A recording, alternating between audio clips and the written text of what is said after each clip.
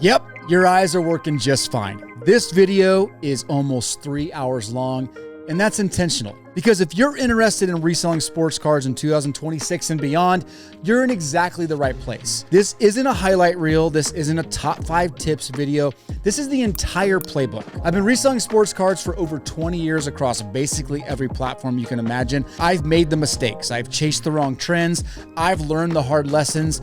And eventually, I figured out what actually works. So I finally decided to take everything that I know, and I mean everything, and package it into one ultimate guide. It's long, but it's efficient. And yes, it's fully chaptered because this is a marathon that you can run in sprints. So who is this video for? Well, I made this for 2 types of people. Person number 1 is you love sports cards and you want the hobby to pay for itself. Maybe it turns into some extra spending money. Maybe it funds bigger cards. Maybe it quietly becomes a side hustle that doesn't feel like work. And person number 2 is you're already reselling and you feel the momentum. You know this could become a serious part-time income or even a full-time business, and you just want the structure. You want the systems. You want an injection of confidence. You want to wake up one day and think, oh dang, this is actually my thing now. All of that's cool, but why should you listen to me? Well, over the past decade, I've sold nearly $10 million in sports cards. I've traveled all over the country buying collections for a show called Chasing Cardboard. And in the last 4 years, I took reselling full-time. It now supports my entire family of 10. Yes, I did say 10. And listen, if I can do it, you can absolutely do it too. But the reality is this requires a different level of understanding and a much different level of commitment than most people ever reach. But by the end of this video, you won't just understand reselling. You're gonna understand how to run a reselling business. No fluff, no guru nonsense, no theories, because everything in this video is built from real processes that I use every single day. You're gonna finish this video hopefully excited, maybe even a little dangerous in the best possible way. So how is this guide structured?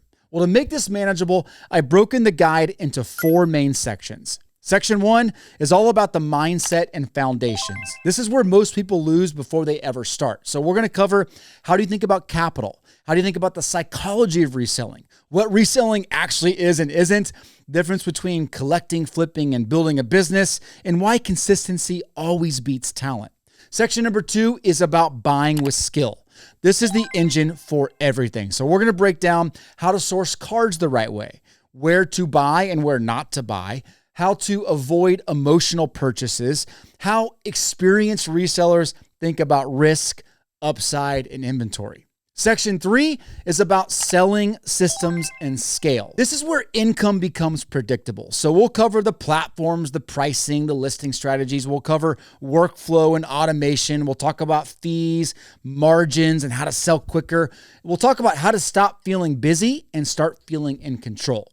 Section number 4 is all about long-term growth and sustainability. This is the difference between burnout and freedom. So we'll cover things like scaling without blowing yourself up, avoiding common traps as you grow, reinvesting profit the smart way, and building a business that actually fits your life. Hopefully all of that sounds great, but before we dive into any of it, a few important things. Number 1, nobody can do this for you. There's no robot yet. No shortcut, no magic AI hack. This takes real work and a willingness to learn the hobby and reselling at a deeper level. From this point forward, you own your results, and that's a good thing. Number 2, the show notes are packed. I mean, a few things that you're gonna wanna grab right now is number 1, jump on the email list. That's step 1. It's free and it goes 1 layer deeper, including a follow-up implementation guide. It also has links to tools, workbooks, and a private community for serious resellers. Now, none of this is required, but if you do want that coaching, accountability, and sharp people around you, it's there for you. And number 3, ask your questions in the comments. We will check them as often as we can. If something isn't clear, just ask. Thank you so much for giving me your time. Thank you for taking yourself seriously. Let's go build you a real reselling business.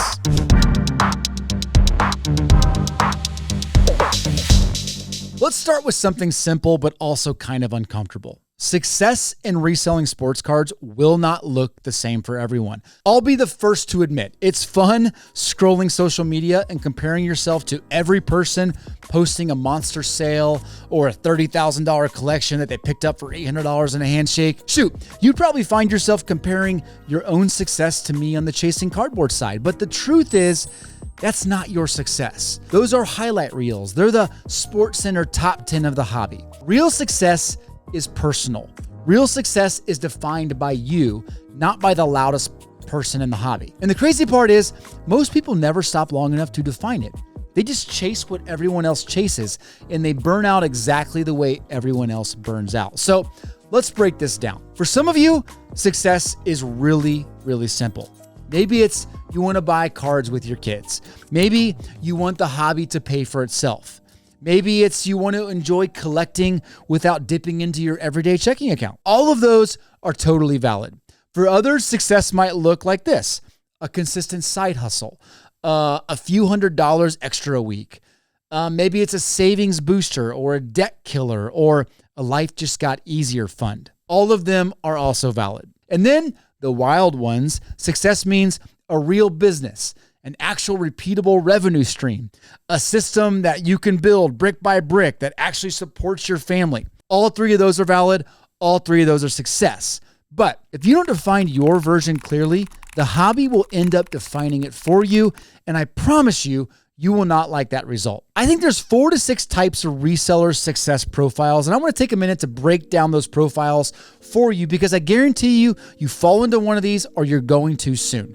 Number 1 would be the self-sustaining collector. This person wants the hobby to pay for itself. Their goal, buy cool stuff, sell enough to break even, or maybe even turn those sales into an occasional grill. No pressure, just fun. This is probably 75% of the hobby, and there's zero shame in it. Number 2 would be the weekend warrior. This is the person where making $200 to $500 a week would be more than enough. You got shows, a small eBay store, buying collections on a marketplace, enough action to keep the hobby alive and the spouse happy. It's a hobby plus hustle blended together. Number 3 would be the smart side hustler. This person plans a little bit. They track numbers. They see potential. Maybe they're working towards $5,000 in profit, maybe $50,000. This is where reselling starts affecting real life decisions. Number 4 would be the full-timer. This is really the quit your job energy. You got spreadsheets, systems, inventory management, cash flow. You get the whole thing. You've tasted profits consistently, and now you're fully convinced that you're ready to jump all in. This is where 4 or 5 out of 100 resellers eventually lands. Number 5 would be the empire builder. This is the 1% of the 1%. You got staff, you got a warehouse, you got infrastructure, you got a brand that matters, a business that grows. Most people honestly never want this, and that's okay. Number 6 would be the bonus category, the content business hybrid, where reselling and storytelling merge. You got live selling, YouTube, educational content, partnerships. This is where your brand and your business start feeding each other. I've lived in this lane for years, sometimes intentionally, sometimes by accident. But this is a real category that can sit between two worlds. Now, here's the key. All of these are valid, but they each require different expectations, different habits, and a lot of different levels of work. That's why defining your success is such a big deal. So I want you to stop and take 60 seconds to answer this one question. Question is this: I'd be extremely happy if my reselling business provided me blank over the next year. Seriously, pause. Fill that question in. Make it real.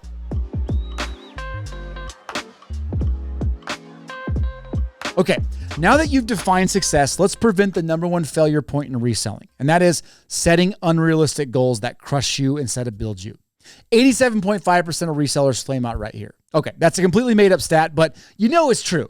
Seriously, here's what success is not. It's not, I want to go make $100,000 in 90 days, or I'm going to quit my job next month by flipping sports cards. That's how you get burned out and stuck. Here's the formula instead. Number 1, define your stage. We just did that. You did it by answering the question above. Number 2 is set targets that match your stage. If you're a self-sustaining collector, maybe that is selling $500 a month to fund my PC. If you're a smart side hustler, maybe it's list 15 items a day, sell 5 of those a day, profit $1,500 a month. If you're a full-timer, maybe it's maintain $25,000 of active inventory. Turn that inventory over every 75 days. Maybe it's hit 35 to 45% gross margin on your buys. Either way, each success profile needs different targets. None of them are better or worse. They're just different. So here's what I want you to do. Grab your notebook or your phone. You've already answered that question above. The question was, I'd be extremely happy if my reselling business provided me blank over the next year. Now I want you to answer these 2 follow-ups. First one is this: to hit that level, my monthly targets need to be blank, blank, and blank. An example might be you answer the first question with $5,000 vacation for my family. And to hit those, you got to go $450 a month in profit. You got to build a separate savings account, and you got to list one box of cards on your shelf each month. This isn't an exact science. I just want you to really think about your targets. Okay, now that you've done that, answer this third follow-up question. To hit those monthly targets, here's what I must do weekly or daily. Maybe that's $125 a week in profit. I got to make weekly deposits in my bank account. Maybe it's 50 cards listed a week on a Sunday night. When you get clear on this, you stop wondering, you stop reacting, and you start building. Now, this might sound super elementary, and in many ways it is, but the most successful resellers I know are the ones who have a clear focus each day. We're going to come back to this exercise in a few hours because after we cover some of the most important components of reselling, those three questions are likely going to look much more refined. But before we dive in, I'm going to let you in on a massive secret and the real reason goals are important. It's the secret sauce in every successful reseller on the planet, and that is consistency. This one is gigantic. You can define success, you can set targets, but if you don't commit to consistency, you will never ever hit your goals. Not because you're bad at reselling, but because success depends on repeating the boring stuff. You got to commit to listing, you got to commit to shipping, you got to commit to sourcing, you got to commit to tracking, repricing, you got to commit to learning. The marketplace and most platforms do not reward intensity. They reward consistency. I've said this countless times on videos. I mean, the person who lists 10 items a day for a year will always beat the person who lists 300 items once a month and then disappears. Momentum is everything. Compounding is the secret unlock. And the reason why you need to define targets is because those should build confidence and guidance on how and why you can stay consistent. So before you go any further in this guide, just take a minute, actually take a moment. I think there's a difference. And make sure you define your version of success. Write it down. Say it out loud. Make it real. Because if you don't define it, somebody else will define it for you. And trust me, your version is way better. Go grab a coffee, hit the like button, and I'll meet you in chapter 2 on how to survive this hobby.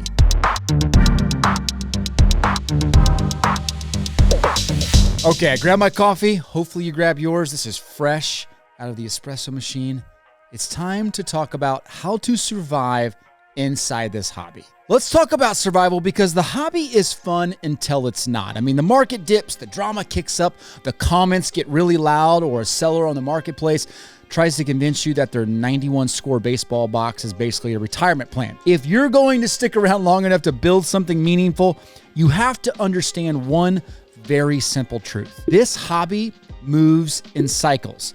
It always has, and it always will. I mean, and I don't mean tiny cycles. I mean giant pendulum swings driven by hype narratives, rookies catching fire, rookies flaming out, economic shifts, grading trends, and occasionally people just being really dumb with large amounts of money. I mean, back in 2020 and 21, the hobby went parabolic. Some of you lived through it. Some of you wish you hadn't, but prices jumped 300 to 600% in certain categories. Modern basketball exploded. F1 cards that nobody cared about two years prior, became gold bars overnight. It was absolutely insane. But here's the part nobody likes talking about. Almost every data-driven summary of the last 40 years shows the same pattern. The macro card market has peaks every 4 to 6 years, followed by corrections anywhere from 20 to 75%. Vintage usually tends to hold better. Ultra modern tends to swing harder. Low pop cards behave differently than high print junk wax slabs, etc. This isn't just my opinion. It's the chart that you would get if you merged Card Ladder's long-term indexes with PSA's pop growth and even maybe some of eBay's volume reports. Survival begins with awareness. If you understand that cycles exist, downturns won't crush you. They will just sober you. They'll remind you to buy smarter, pace your inventory, and slow down when everyone else is sprinting like it's the final day on earth. I remember in 2021, standing in a card shop in Texas, watching a guy buy every silver rookie he could find because these are guaranteed to double. 6 months later, they dropped 70% and he disappeared from that shop, probably from the hobby entirely. And that's the tragedy. Most people aren't bad at cards. They're just bad at emotional timing. You only survive in this hobby by staying calm. You survive by thinking long-term. You maintain growth by not getting drunk on all the hype cycles. Okay, let's talk about another survival killer, and that's burnout. Burnout isn't loud. It doesn't just show up with warning lights. It sneaks up quietly in the night when you're listing cards at 1 a.m. or when your 12th deal of the week falls apart or when you go 3 weeks without a win. Burnout happens because reselling feels simple from the outside. You buy, you list, you ship, right? But internally, it's decision, inventory, and relationship fatigue, and sometimes just clutter fatigue. I mean, I've lived this. I have walked through my garage and felt absolutely nothing except the crushing expectation that everything in here needs to be sorted, listed, photographed, graded, priced, or donated. If you want to survive burnout, you have to build a realistic rhythm. Not a hustle, a simple rhythm. You need small wins and you need predictable habits. You are going to need days off and you're going to need systems and you're going to need a reason beyond money. Success without joy becomes a job that you didn't apply for and you will burn out. The next thing that will sneak up on you is community and expectations. This hobby is full of amazing people and also a handful of people who wake up every day and decide it's their life's purpose to argue with a stranger on the internet. The moment you put yourself out there, buying collections, filming content, building a business, or doing whatever you do, you will attract opinions that you did not ask for. Some of them will be incredibly helpful, but some of them will be misguided. And a small percentage of them will just be noise. Your job is to choose who gets a seat at your table and who controls the real estate inside your head right here. When we first started chasing cardboard, I thought everybody needed to understand my intentions. Everyone needed to approve. I thought that every person needed to see that I was fair, honest, and transparent because I was. But that's not how life works. No matter how straight you walk, someone will say you're leaning. So I stopped trying to make it my goal to control their reaction. And I truly believe that's what's given me the ability to keep going 100 episodes later and 4 years of filming. Survival means managing expectations properly. Yours, your audiences, your buyers and your sellers, and of course, the expectations that do exist in the hobby itself, which, let's be honest, will keep changing overnight. So again, just set your values, communicate clearly, operate consistently, and let your work speak louder than your critics. Okay, let's add something else that a lot of resellers never learn until it's too late, and that's becoming a consumer without risking your business. There is an enormous difference between enjoying the hobby and gambling your profits on emotion. In fact, this is where so many people fall apart. They start making money reselling, they start feeling confident, and they go buy a few PC cards, then they buy a few more, and then suddenly they're eyeballing that $1,500 hobby box because the checklist looks great. You have to participate in the hobby and find ways to enjoy it. You definitely need to connect. You got to collect. You got to stay curious and plugged in, but your role as a consumer must have guardrails when you're a reseller. I've watched people destroy 6 months of hard work in one weekend because they convinced themselves they deserved a treat. If you want to survive, you need a PC budget that feels like dessert at the end of a great meal, not a business loan. The hobby and your reselling goals are supposed to enhance your life, not hijack your financial plan.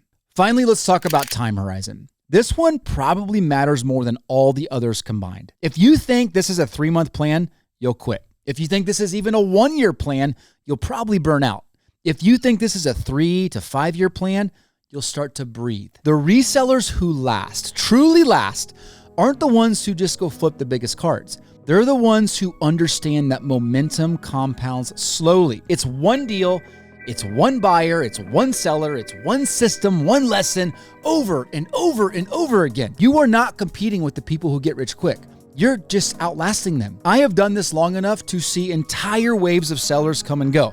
I've seen people have a monster year and then vanish. I've seen the quiet, humble resellers who stay consistent, build 6-figure operations simply because they didn't disappear. That is the long game. You build in cycles, you survive downturns, and you grow your systems. That is how you avoid burnout. You participate, but you do it safely. You learn to manage the noise. And you keep going long after the hobby's loudest voices have moved on to the next shiny thing. Survival is not luck. It's understanding pace and perspective. It's the refusal to let short-term chaos rewrite your long-term story. And if you grasp this, if you really grasp it, you'll not only survive in the hobby, you will build something that lasts. I hope that was encouraging, but let's take a deep breath and let's grab some more coffee and let's head to the next chapter around finding your niche. Spicy. All right, let me start right here. The hobby is massive. And I don't mean just a lot of cards. I mean, it's emotionally massive. It's overwhelmingly massive. You can go open up Instagram or YouTube or eBay or go to a card show floor, and within 5 minutes, you're convicted there are 50 different ways you should be doing this. There's different sports, there's different eras, there's different strategies, and early on, everything feels interesting. Every single thing feels like an opportunity. But here's the problem. Trying to climb every path at the same time is how people burn out. And at some point, you have to stop asking, what else could I do? And start asking, what's my path? That's what finding your niche is really about. Let me clear something up because I see this misunderstanding all the time. A niche is not a box. It's not a trap. And it doesn't mean that you're stuck in one thing forever. A niche really is this fallback position. It's the thing that you can lean on when things get uncomfortable. Again, I've lived this. I've watched the market shift. I've watched hype cycles come and go. And every time something changed, the reason I stayed calm is because I knew, okay, worst case, I know how to do this one thing really well. That's why I think of niches as your home run. It's the spot that you go to on the floor to hit the game-winning shot. They change everything. Now, before we get into sports cards specifically, I want to zoom out for a second because niches don't just live inside of what you sell. They also live inside of how you operate. Every successful reseller I know eventually becomes really, really good at least one part of the process. Not everything, but at least one thing. For me, that thing is buying and evaluating collections. I have sat at hundreds of kitchen tables and garages and storage units and basements, places where the cards are stacked in old boxes and the story is heavier and thicker than the inventory. After enough reps, something clicks. You stop looking at individual cards and start looking at patterns. You can walk into a room and feel pretty quickly where value exists and sometimes, just as importantly, where the value doesn't exist. That doesn't come from talent necessarily. It comes from just repetition. For you, that expert lane might look totally different. Maybe you're insanely fast at listing.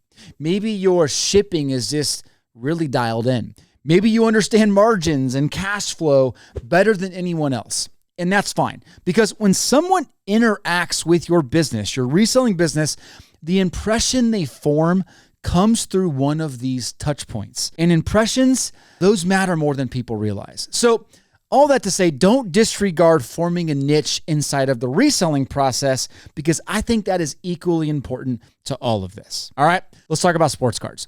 Once you start understanding how you're wired as a reseller, the next question becomes a lot easier. Where does that skill, where does your expertise of reselling actually show up best inside of sports cards? That's where niches can start to take shape. So let's walk through some of the ways this typically happens, and I'll give you more in the email list. Number one, rookies and prospects. Some people are just wired for projection. They enjoy watching games. They love tracking sports opportunities. They like thinking 2 or 3 steps ahead. I have lived in this lane before. I've bought early, I've watched the hype build, and I've sold right into demand, but I've also held too long, and that lesson can stick with you. This niche rewards patience, but it absolutely punishes emotion. Number 2 would be grading. Other people gravitate towards grading. I mean, here's what I'll tell you from this experience. Grading is not about slabbing everything. It's a math problem. I have graded tens of thousands of cards. The biggest losses I've seen came from cards that felt good, not cards that made sense. The edge comes from knowing which small percentages are worth the time, the fees, and really the risk, and then having the discipline to ignore the rest. The third niche might be product nuances or arbitrage. There are people who love the details, the variations. They love the serial number ranges. They love the weird print runs. These are the cards that most resellers scroll past because they don't want to slow down. And that's exactly why this niche works. This patience is the edge. Yakov in Los Gatos, California was a prime example. He loved the nuance of getting the first serial number card for top players. 1 of 10, 1 of 50. He almost created his own arbitrage, and it paid off massively years later. Number 4 would be complete sets and lots. I mean, this is one of my strongest lanes. Some of my biggest deals didn't come from hunting one big card, actually. They came from sitting across from someone who just wanted the whole thing gone. All their full sets, all of their partial sets, just take it. Collections that were too overwhelming for the owner to deal with. In those moments, you're not just buying cards, you're solving a problem. And people generally pay for problems to go away, and they really love getting paid to have problems go away. The sets and lots category is a great niche to learn. Number 5 would be vintage. Vintage has taught me patience. It's taught many people patience, actually. There are so many nuances in this category that require patience. I've seen lower graded cards sell faster and more profitably than higher graded ones simply because the eye appeal was better. And once you start spending enough time here, you realize vintage collectors don't buy grades. They buy confidence. It's just weird. This is just one of many little pieces of insanity inside the vintage niche. This category takes time to learn, lots of time, but when it clicks, it's pretty impressive. Number 6 would be player and team specialist. I mean, some sellers just understand people more than cardboard. They understand fan bases, loyalty, legacy, certain players and teams and how they interact in different markets. Once you see that pattern a few times, pricing and timing can become a lot less stressful. And number 7 would be just velocity flipping. This one is all about speed. There have been seasons where I cared far more about clean, fast turnarounds than squeezing out every last dollar. Flipping cards is the answer in that situation. This lane works when systems are tight and when emotions are removed. Unfortunately, it's got a pretty rough connotation in the hobby, but when it's done right, it is pretty sweet. Now, that's 7 different high-level niches. I can guarantee you there are hundreds more. Let me know in the comments what niche you find most intriguing. And as a reminder, sign up for the Ultimate Guide email list below, and you'll get a list of a lot more niches that are commonly found inside the sports card hobby. All right, now here's the part most people miss. They hear all of this, they go pick one category and they say, cool, that's my niche. But nothing actually changes. Your job early on is to niche down as far as you can without killing opportunity. When I narrowed my focus on large collections and set buying, something shifted. My mistakes, they got a lot cheaper.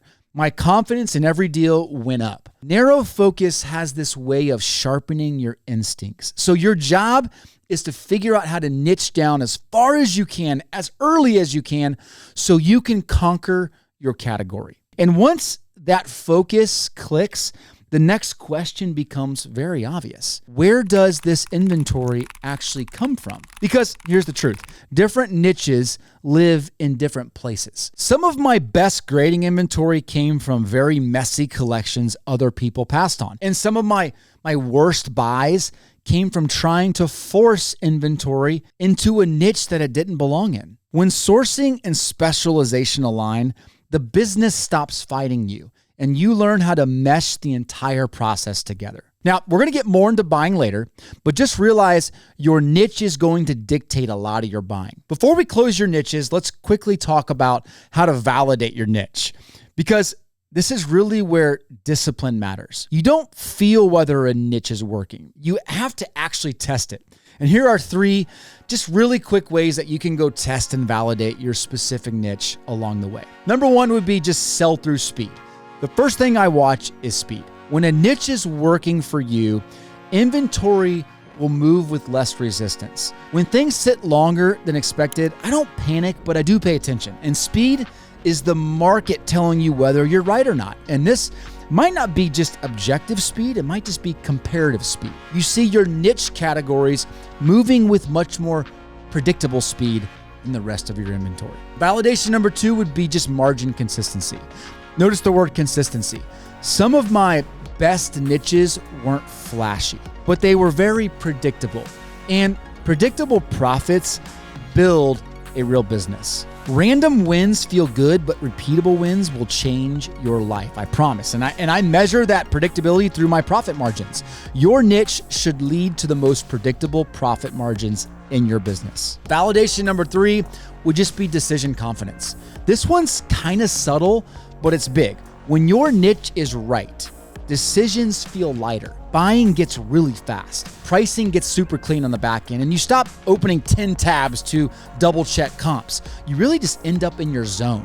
That confidence isn't ego, it's just experience showing up. Look, if you pick a niche and after months you still aren't finding decision confidence, you're probably not in the right category. All right, so those are just 3 quick validations you can use to gauge your category choice. But ultimately, finding your niche is meant to give you peace in the storm of reselling. If you find yourself constantly feeling drained or frustrated, it's probably just a signal you aren't in the right category. This is a process like everything else in your journey. You've got to find your zone of genius, as they say, because once your niche is clear, everything changes. Truly, your buying does get sharper.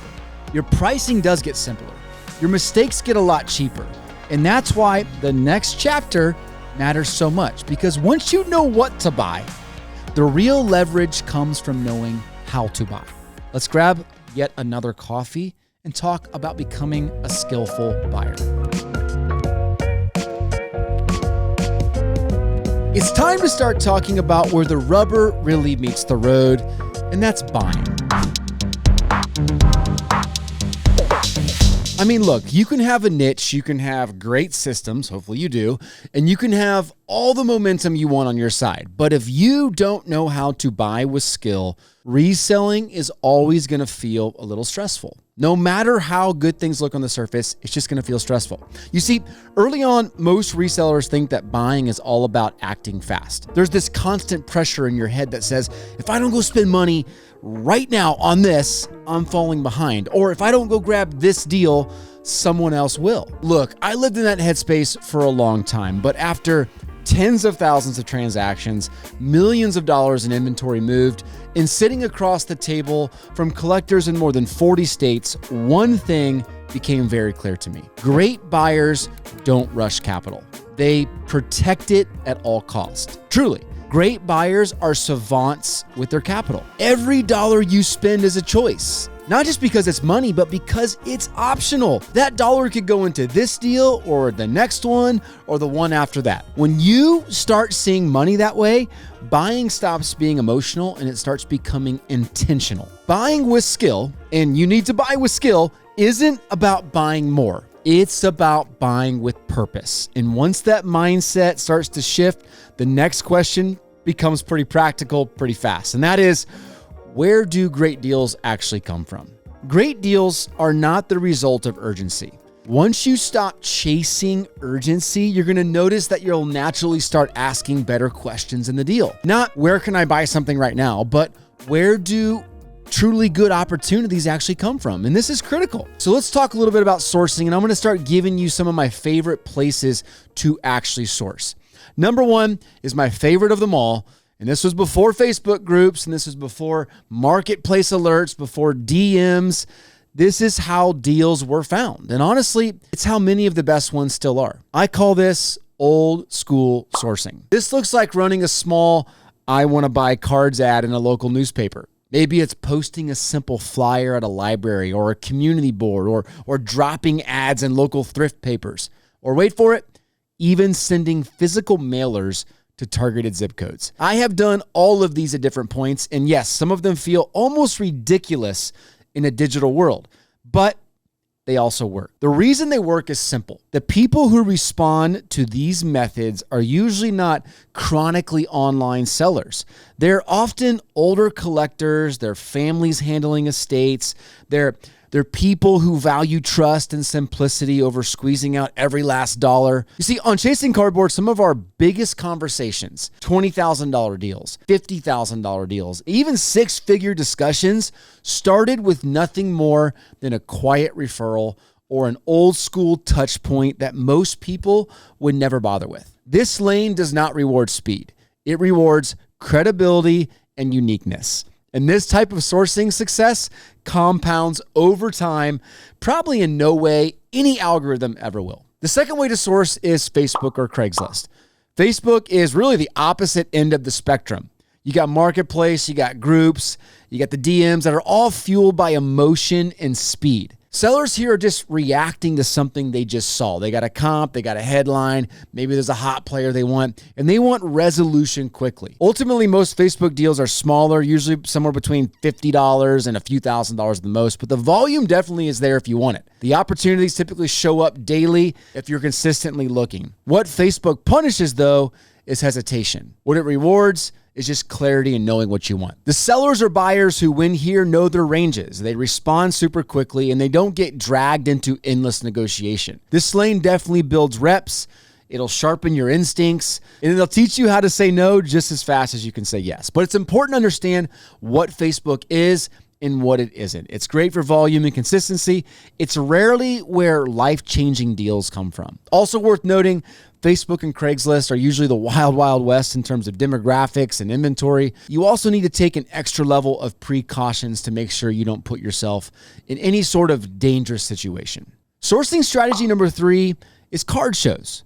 Card shows are really their own ecosystem, and if you understand the rhythm, they can be incredibly powerful. Sellers at shows are usually managing cash flow. They're many times trimming inventory, or on Sunday afternoon, they're just simply exhausted. And that last part matters more than people realize. I mean, at card shows, some of my best buys have happened late on a Sunday when sellers were just mentally done and didn't want to pack up that inventory back into those cases. Timing at card shows matters here far more than pressure. If you're interested in buying inventory from card shows, just remember that you'll get rewarded for patience. You'll get rewarded for awareness and having good conversations with people. These types of deals don't reward hype, again. And if you approach them that way, they become very repeatable sourcing environments. 4 would be estate and garage sales. Estate sales and garage sales are really different because the sellers are almost never collectors. I mean, they're family members, they're people with a deadline who just want things gone. And most of the time, there's nothing really there. And you have to be okay with that. I mean, the brutal truth is that you might strike out 10 times in a row, but then on the 11th, you find something that pays for all the effort and then some. This lane rewards just showing up constantly. Not necessarily expertise, but just showing up. And over a long enough timeline, the hard work really works in your favor. Another note about these sales is you got to be open to asking that next question. Hey, do you have any sports cards stored in the basement? Or is there anything else maybe that you were thinking about bringing out today that you didn't bring out? Those are the types of questions that you have to have. And really, if you have that level of boldness and curiosity, you'll be surprised with results at estate and garage sales. Strategy number 5 is live auctions. I mean, a few years ago, I wouldn't even have touched this option. But in 2026, live auctions like on Whatnot or eBay Live or many of the other platforms are one of the primary ways to buy and sell across sports cards and other categories. This means there are really opportunities everywhere. I know some insanely good resellers who get 100% of their inventory from other live auction sellers. Truly, they're just crafty buyers who know their prices and they understand which rooms, which sellers, and which situations present the best deals, and they sit there and they buy up some great inventory. Do not sleep on this opportunity for your sourcing. There are 5 different categories of sourcing that everyone can participate in, but let's talk about when sourcing ends and where the conversation begins. Once you're standing in front of the cards, really sourcing doesn't matter anymore. This is where buying skill actually shows up. It shows up in conversation, it shows up in judgment, and it shows up in really a lot of restraint. Let's start with negotiation. The first rule of negotiation will never change, and that is treat people the way you want someone to treat you or your family. This hobby is smaller than it looks, and stories travel really fast, and those stories also last a long time. One easy reminder is to separate the person from the cards. Someone can be deeply emotional about a collection that simply isn't valuable, but you still need to respect the person and evaluate the inventory honestly. The next reminder in any negotiation is you got to ask questions. You got to be curious, and then you got to ask one more question. You'll be surprised with how effective good questions are in revealing opportunity and warning signs. In addition, in negotiation, cash always helps. When possible, cash just removes friction and it simplifies decisions. Some of my longest running sourcing relationships started because the deal felt clean and respectful, and it was, and I'm always willing to bring cash, and that's a big deal. And here's something else people don't like to hear. If you see real value in front of you, sometimes, most of the time, you should pay up. Don't try to hide the value. I've intentionally overpaid on deals that turned into repeat 5-figure sourcing relationships later because of that upfront honesty. That honesty with the seller went a long, long way. The last thing I'll say about negotiation is the strongest position you can be in isn't leverage, it is patience. Being willing to walk away calmly is where real power comes from. Just keep that in mind. Now let's get into the part that separates good buyers from really great ones, and that is condition and risk management. These are two things that are constantly underestimated, even by experienced sellers. Condition is where money is won or lost. Truly, in today's card market, condition is the leverage. On modern cards, a soft corner can mean a 30 to 70% swing in value. On vintage, condition often determines whether something sells at all many times. After grading thousands of cards, I can tell you this with confidence. Most bad buys aren't bad cards. They're just misunderstood condition. And whether you believe in grading or not, the grading paradigm is massive. Great buyers price based on reality, not hope. If you train your eye here, you're going to save and make tens of thousands of dollars over a long career. All right, so that's condition. The other buying skill that almost nobody talks about, at least not honestly, is risk management. I'm going to spend a little more time on this one because I think it's really misunderstood and a lot of times taken for granted. Buying isn't just about knowing cards, sets, or players. It's about evaluating risk in real time, often with incomplete information and limited margins for error. And this part matters more than people realize. Most reselling businesses don't fail because of one bad deal. They fail because of a series of risky decisions that are stacked way too close together. One miss is survivable, but 2 or 3 in a row can quietly drain cash. It'll drain your confidence, and it'll remove all the options that you have as a reseller. That's why great buyers think about risk before they think about upside. Let's break down some of the risk filters. Liquidity is probably the first risk filter. The first question I ask myself on almost every deal is simple. How quickly can I turn this back into cash if I need to? Liquidity really matters more than aesthetics. There are some incredible looking cards in this hobby that are painfully illiquid. They photograph well, they sound impressive in conversation, but when it's time to sell, they sit. If you look at marketplace data, whether it's eBay sold listings, Terapeak, or even auction house archives, you'll see a very consistent pattern. The most liquid cards aren't always the rarest or the coolest. They're the ones with consistent buyer demand. As a general rule, if an item doesn't have multiple confirmed sales in the last 30 to 90 days, it carries higher risk than most people admit. That doesn't mean you can't buy it. It just means that you need to price in that risk correctly. Early in my career, I bought some amazing looking inventory that took months to move. The profit was there on paper, but the time cost and the stress costs were very real. That's when I learned that liquidity is a form of safety. The next thing is player velocity versus player narratives. This is where a lot of smart resellers get tripped up because narratives are powerful. MVP chatter, Hall of Fame debates, the next big thing conversations, they all make buying feel exciting and justified. But velocity does not lie. One of the most practical habits you can build is regularly running 90-day and 100-day sold data on players that you're considering buying heavily. Add in grade filters. Compare players side by side. What you'll often find is that players with incredible stories sometimes move slower than players with far less hype. That's not an opinion. It's really just behavior. I've seen sellers tie up serious money in players that felt safe because the narrative was strong, only to realize later that demand simply wasn't there at scale. Velocity is the ultimate truth in this hobby. Narratives are just noise. When the two align, that's when risks drop significantly. The third thing is cost of capital. It's a real thing. This is one of the most understood risks in reselling. Every dollar you spend has a cost, even if you don't finance inventory with debt. That cost shows up as an opportunity cost. If you put $5,000 into one very slow moving deal, that $5,000 is something you can't deploy into 3 smaller, faster flips. Maybe a collection opportunity that appears tomorrow that you don't have the cash for, or maybe inventory that compounds buyer trust. Early on, I did finance some larger buys because I had to, but I learned quickly that leverage amplifies mistakes faster than it amplifies wins. The question isn't, can I afford this? The better question is, what does this money cost me if it sits? That perspective alone will save you from a lot of unnecessary pressure. You see, stacking risk is how businesses break. This is the most important concept in this entire section. Risk isn't dangerous in isolation.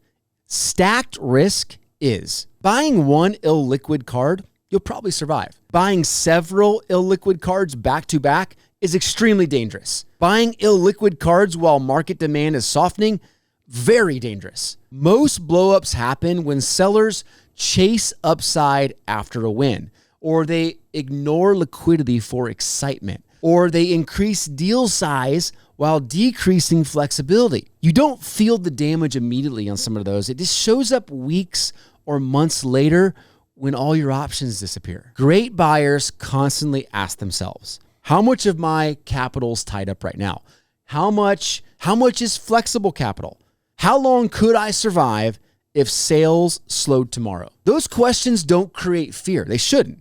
They create clarity, and clarity is crucial. In all of this, you got to learn how to balance risk and upside. Risk management isn't about avoiding risk entirely. That's completely impossible. It's about pricing risk correctly. You see, higher risk demands better margins, it demands faster exits, it demands smaller position sizes.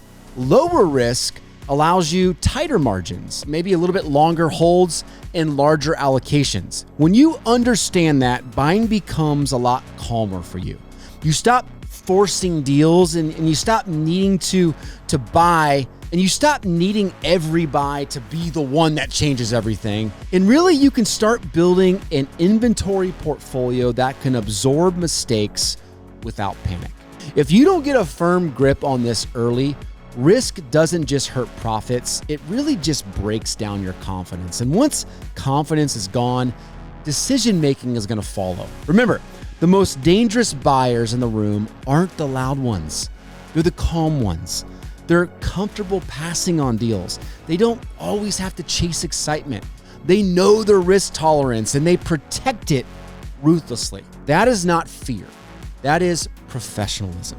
One final thought on risk. Buying skill isn't about being right all the time. It's about being wrong in ways that you can survive. If you master risk, you don't just protect your business, you give it room to grow. And once risk is managed, everything else in reselling becomes easier to handle. If there's one thing I want you to take away from this chapter, it's this. Buying with skill changes how the entire business feels. When you buy well, you stop guessing. You stop forcing deals. You stop waking up wondering whether you made the right decision yesterday. Your confidence doesn't just come from hype or luck. It comes from knowing you protected yourself on the front end. I've made bad buys. I've chased narratives.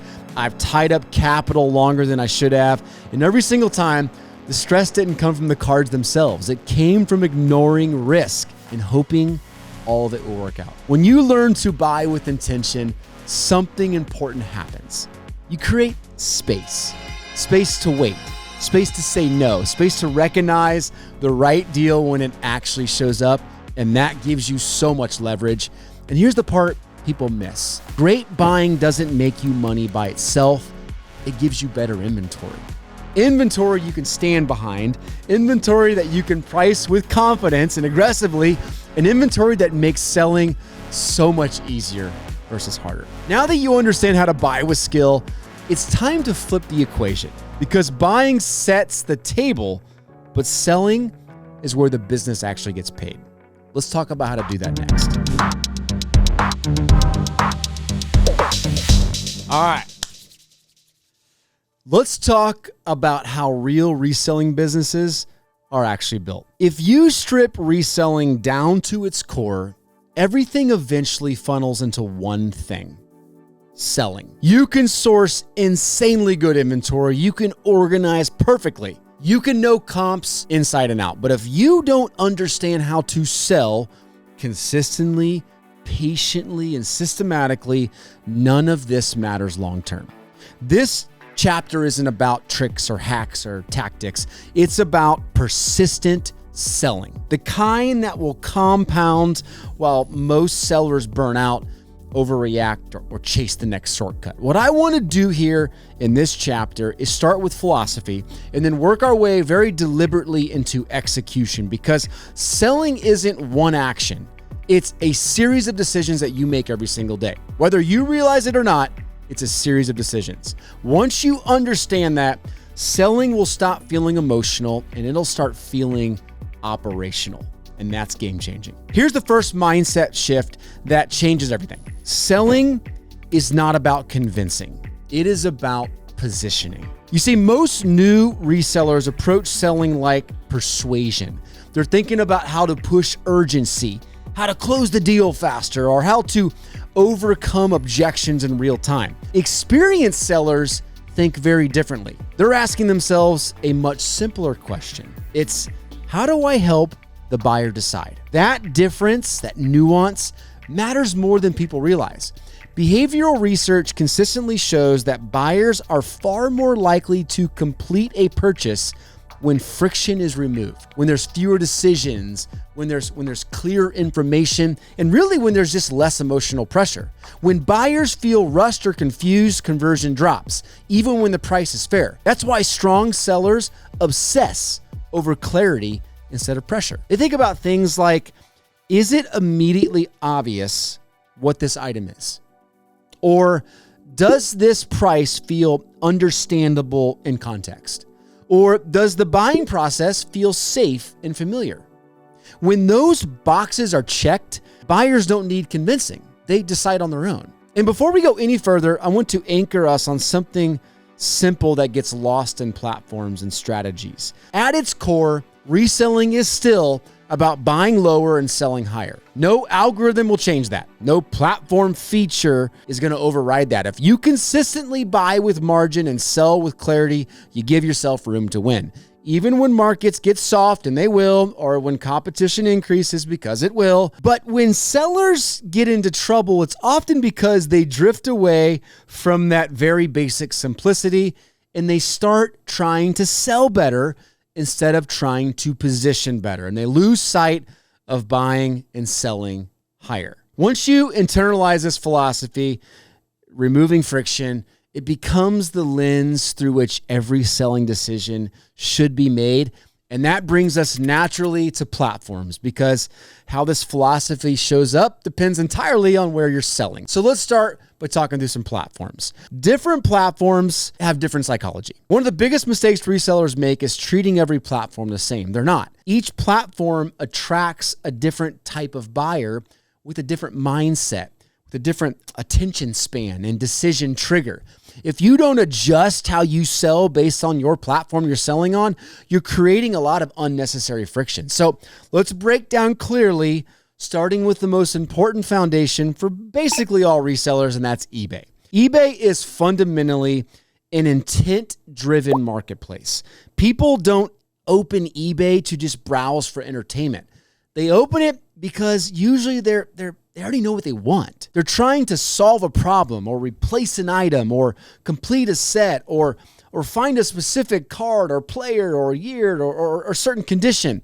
That matters because intent changes your role as a seller. On eBay, you're not creating desire. The desire already exists. Your job is to capture it cleanly. That's why clarity consistently outperforms creativity on eBay. eBay has repeatedly emphasized that listings with complete item specifics and clear titles surface more frequently in filtered searches, especially on mobile. And mobile now represents the majority of buyer traffic. If a buyer cannot immediately tell whether your listing matches their search, they don't investigate. They just scroll on. That's why effective eBay listings are intentionally boring. Titles should read exactly like human searches, not keyword soup and not clever phrasing. If a buyer types 2018 Prism Luka Doncic PSA 10, your listing should feel like the obvious answer to that query. Item specifics matter just as much as well, and often more. Year, brand, set, player, card number, condition. Those fields help eBay understand what your item actually is so it can place it in front of the right buyer.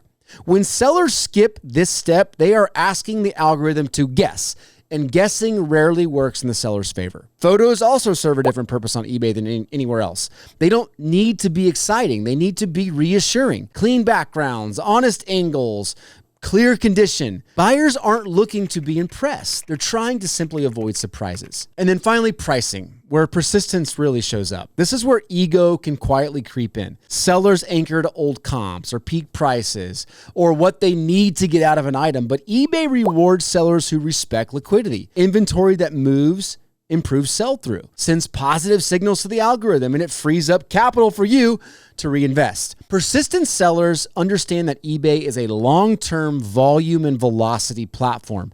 You don't win on eBay by squeezing every dollar out of every listing.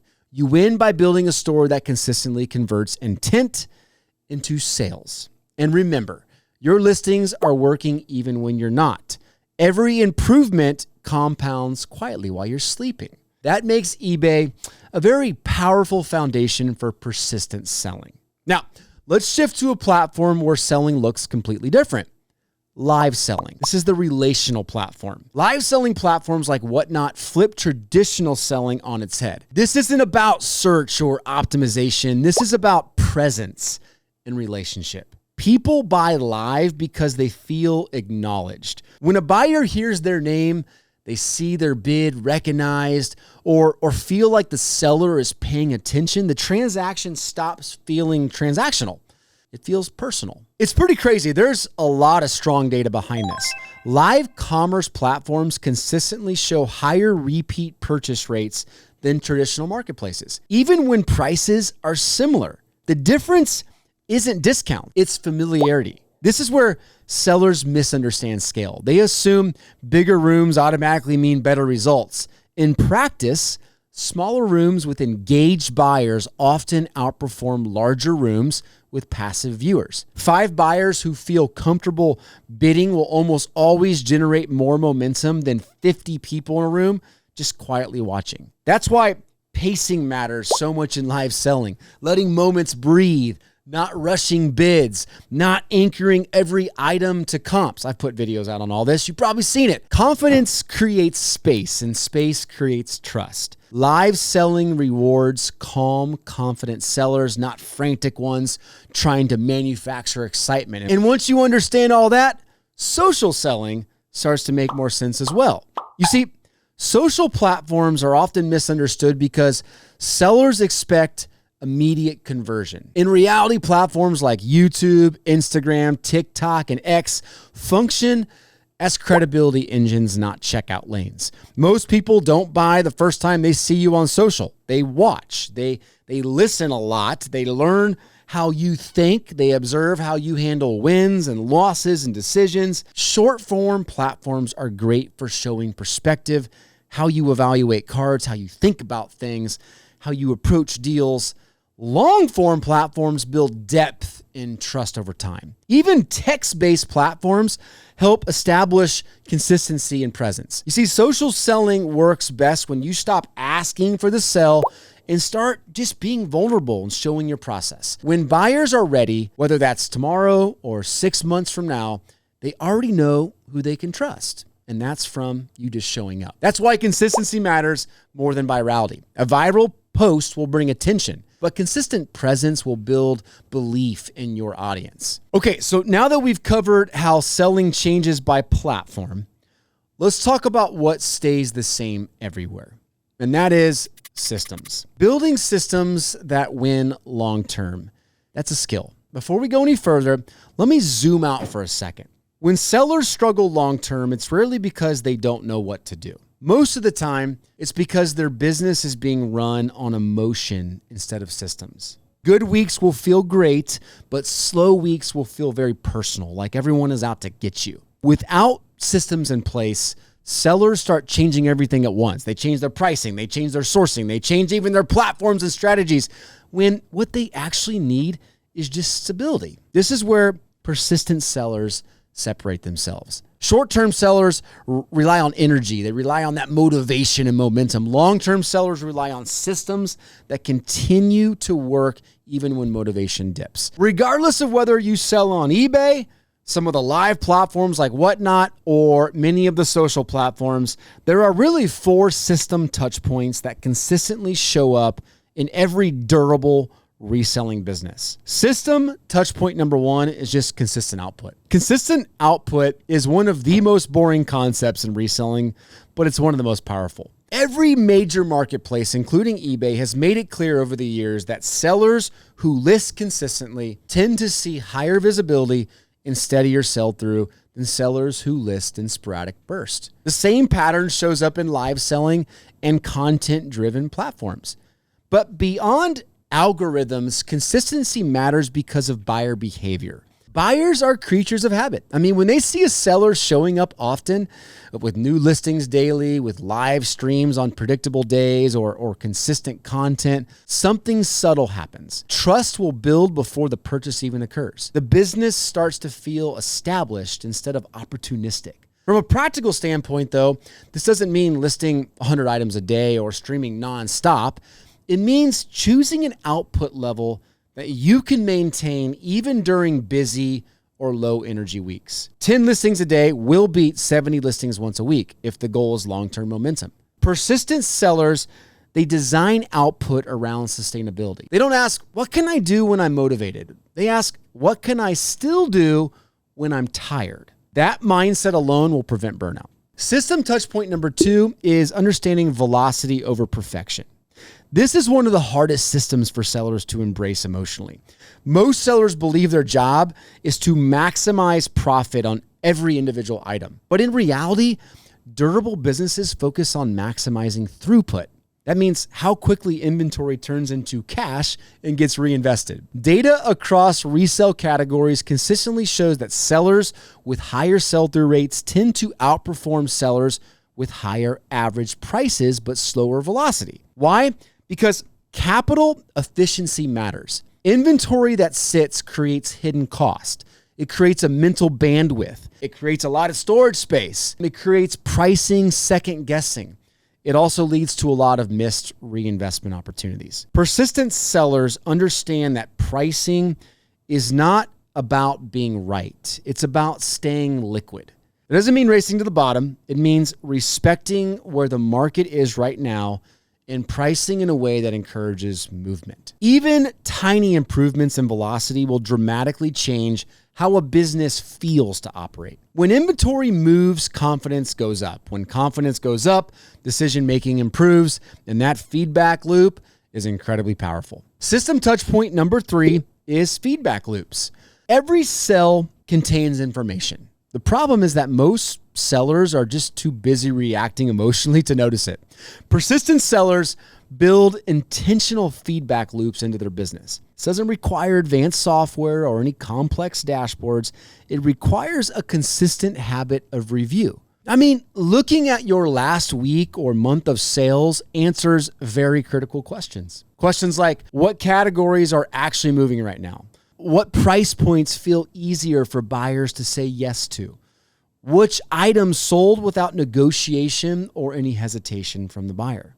Which buyers came back and which ones bought again? Even a short weekly review creates pattern recognition. Over time, these patterns guide sourcing decisions, they guide pricing confidence, and they help platform focus. Without feedback loops, sellers begin to guess, and guessing leads to stress. With feedback loops, selling becomes calmer, less stressful, and more informed instead of always being reactive. The good news is I have a lot of tools that I provide below, and on our email list, you'll get a link to a really sweet platform that'll help you understand your business in a lot more creative ways. And system touch point number 4 is customer satisfaction. Customer satisfaction is the most underestimated system in reselling. It's often treated as something that happens after the sale, but in reality, it touches every part of the selling process. Clear listings reduce questions. Fast shipping reduces anxiety. accurate orders build confidence. Good communication repairs mistakes before they become problems. There's a reason platforms prioritize sellers with strong fulfillment metrics, because buyer retention matters more than individual transactions. Repeat buyers, I guarantee it, spend more, they negotiate less, and they convert faster. They already trust the process. Persistent sellers understand that every shipment is an opportunity to reinforce that trust. You see, when buyers feel taken care of, they don't just return, they advocate for you. They vouch for you publicly. They defend you in live chats. They become part of the ecosystem that support your sales. That is not marketing. That is system-driven trust. Now, here's why these systems work together. The most important thing to understand about these 4 touch points is that they just don't operate independently. Consistent output feeds velocity. Velocity creates feedback. Feedback improves decisions, and good decisions and information improve customer satisfaction.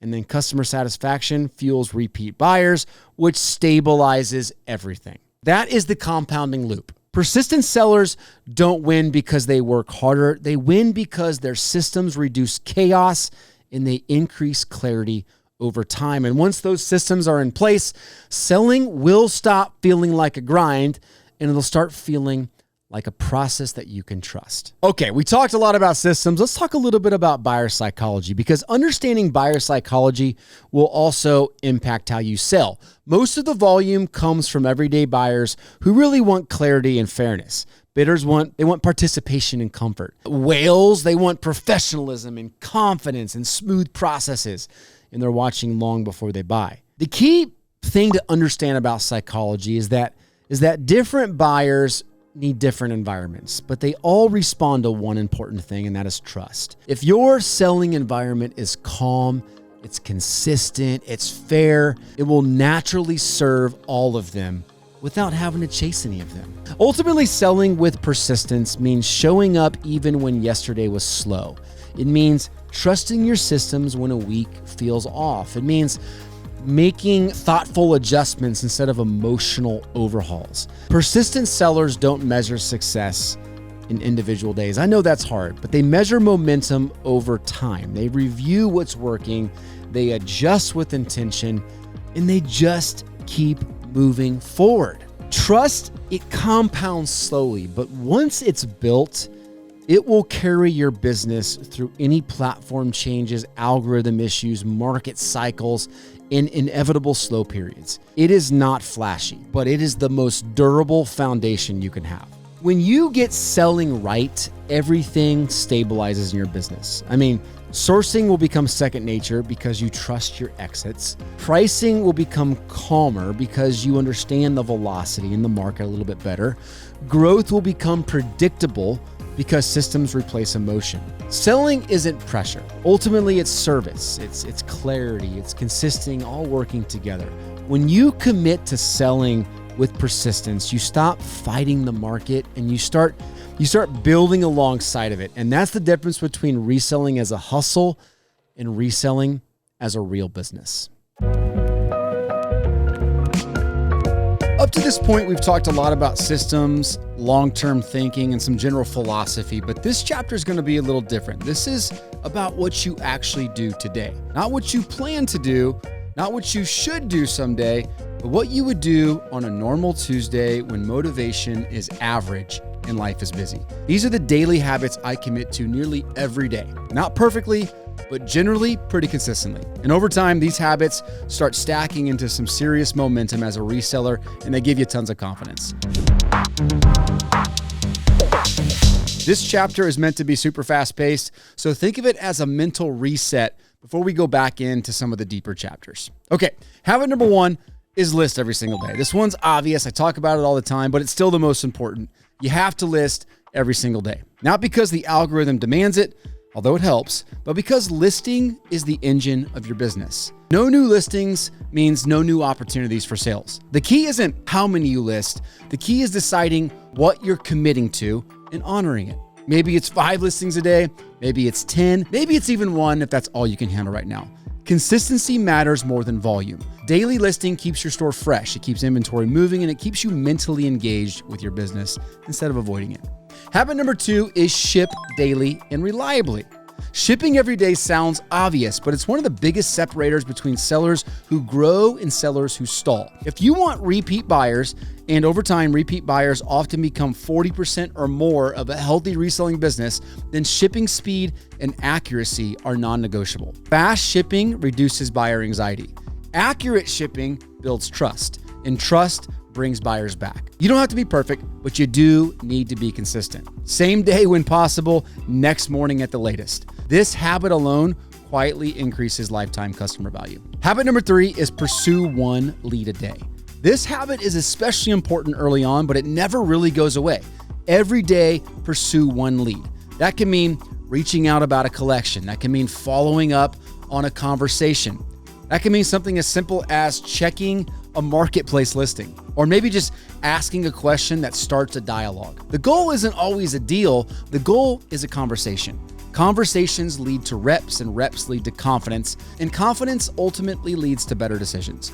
Most sellers wait for opportunities to come to them, but persistent sellers create a surface area for opportunity every single day. Habit number 4 is review yesterday for 5 minutes. This habit is short, but it is powerful. You'd think looking backwards is counterproductive, but it's absolutely not. Spend 5 minutes reviewing yesterday. What sold? What didn't sell? Did anything surprise you in your business? You're not judging the results. You're simply just observing what happened. Over time, this habit will start to build instincts, and you'll start noticing patterns and price points and different categories that move or stall, buyers that come back. And this habit really is over time turned selling from guessing into learning. The faster you adapt to what's actually happening, the faster you'll get into a good routine. Habit number 5 is physically touching your inventory. This one sounds so simple, but it matters. Physically or mentally touching your inventory every day is so important. That might mean pulling items to list tomorrow. That might mean repricing stale listings. That might mean bundling slow movers or organizing for clarity, whatever it may be. When sellers stop touching their inventory, they start losing control of their business. This habit keeps inventory from becoming clutter, both physically and mentally. Habit number 6 is improving one small thing every single day. I mean, just one small thing. It's not a full overhaul, not a massive system change. One small improvement. It could be something as simple as a cleaner photo setup, or a better title structure, or some faster packaging, or clearer communication templates. I mean, there's so many little improvements that you could stack faster than big plans every day. This habit keeps your business evolving instead of becoming stagnant. Habit number 7 is showing up even when it's boring. This habit might be the most important habit of them all, because showing up even when it's boring is incredibly difficult. Showing up when sales are slow. Showing up when yesterday didn't feel great. Most sellers, they quit mentally long before they quit physically. They stop listing with intention. They stop pursuing the leads. They stop improving small things every day. They stop believing reps matter. They do. All of that does. Momentum does not come from excitement. It comes from consistency. You can commit to just simply showing up. None of these habits will win you an Academy Award, but if you stack these 7 habits day after day, they will quickly snowball into a mountain of goodness. These daily habits are how you shift from a hustle into a system. In the next chapter, we're gonna go much deeper into execution, but if you commit to these 7 habits, you'll feel different almost immediately. We've been pretty general up to this point when it comes to eBay, but right now we're going to get our hands dirty with specific eBay advice. This chapter is 100% about eBay, and more importantly, how to operate eBay in a way that makes the platform work for you and with you instead of constantly feeling like a mystery. Being an eBay superstar doesn't mean you sell the most expensive items or have the sexiest listings. It means that you consistently match buyer intent with low friction. Every decision that we're going to talk about, from store setup to listing structure to policies to metrics, all come back to one very simple goal. When a buyer searches, your listing should feel like the easiest yes on the screen. Let's start with something foundational that a surprising number of sellers skip. You need an identity. That can be a full eBay store subscription, or at the very least, a consistent brand presence. But buyers need to feel like they're buying from someone, not just some random username. From eBay's own documentation and seller updates, we know that buyers are more likely to follow stores, return to stores, and engage with newsletters and promotions when there's a clear identity behind the listings. The most in-your-face identity can be found within a store, because a store gives you a branded storefront, it gives you access to newsletters and promotions, and really just gives you cleaner organization of inventory and it allows you to present them better. And I think ultimately a store just signals legitimacy to buyers. And even if someone doesn't consciously think, oh, this looks professional, they feel it when you have an eBay store with some thought behind it. But even if you don't have an eBay store, you can be thoughtful with your username, your logo, and the way you design your listings. But I encourage you to take just a few minutes to browse eBay and just look at some various listings and stores and answer a few of these questions. Number one, what immediately stood out to you? Number two, what message did this brand send to you? Number three, does this brand or listing feel inviting? On the flip side, why would you not come back to this brand? Or what is missing from this particular store or layout or messaging? Do that for 30 minutes across 10 different eBay sellers, and you'll soon see what a good identity looks like. Identity, in my book, reduces friction, and your job is to reduce friction. Next, let's talk about listing structure, because this is where most sellers unknowingly lose sales. Ultimately, eBay is a search engine first and a marketplace second. That means structure really matters. Your listings should feel almost stupidly predictable. When buyers click one of your listings, they should subconsciously understand what the next one will look like. The same photo style, the same title structure, the same information hierarchy. This matters because buyers scan, and they do that especially on mobile, which now makes up the majority of eBay traffic. Strong listing structure includes titles written like real searches, not just keyword soup. It includes the most important information in the first 55 characters.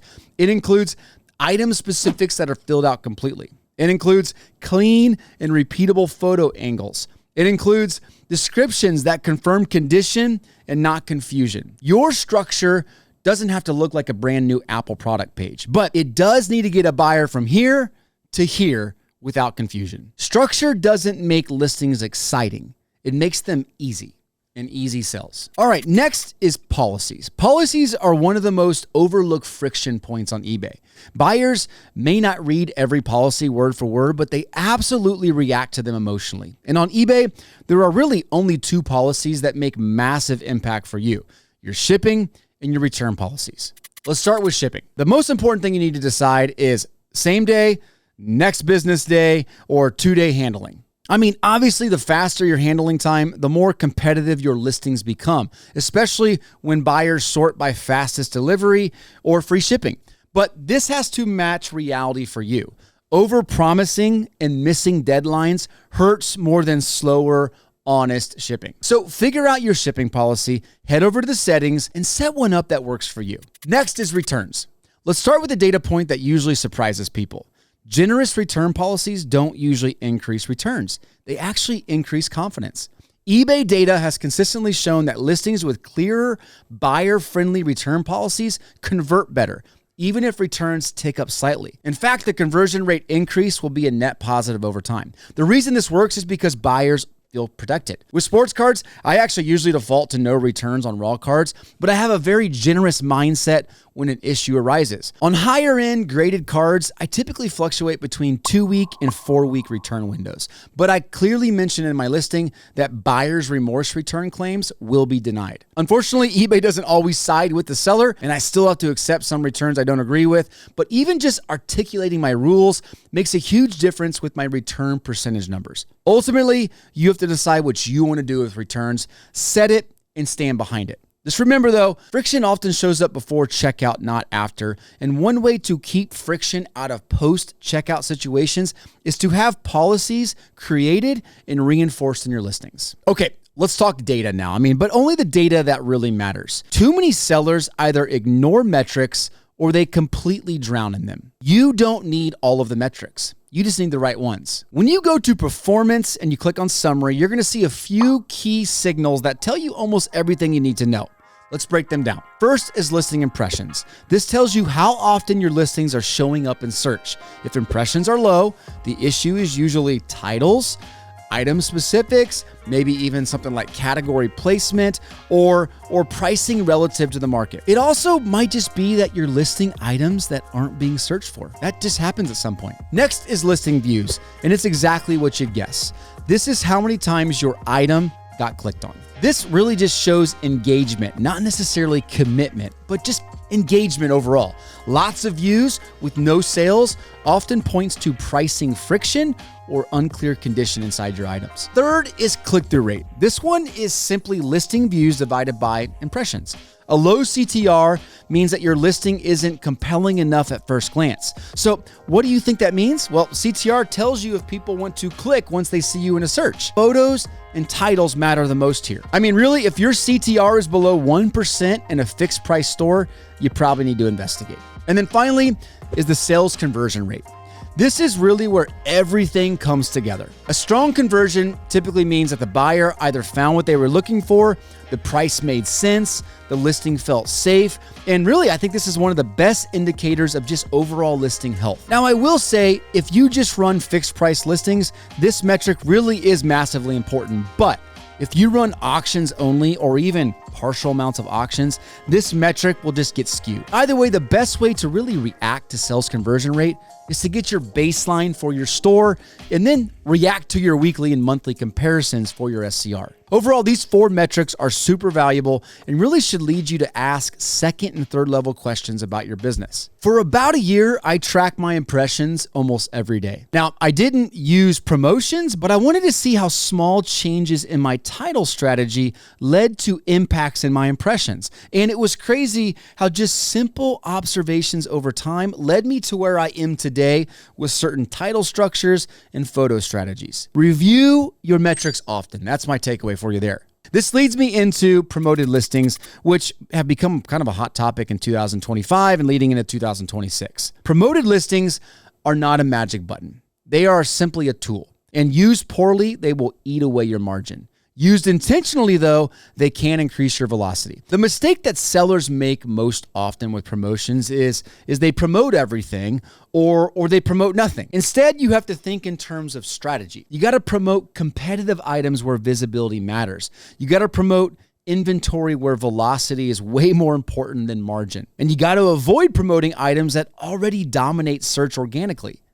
Ads really should just support your systems. They are not intended at all to replace them. Now, another piece of the puzzle that I believe is really more beneficial than promotions is your store newsletter. This is one of the most underused tools on eBay. Your store newsletter allows you to reach the following. You can reach your followers. These are people that follow your store.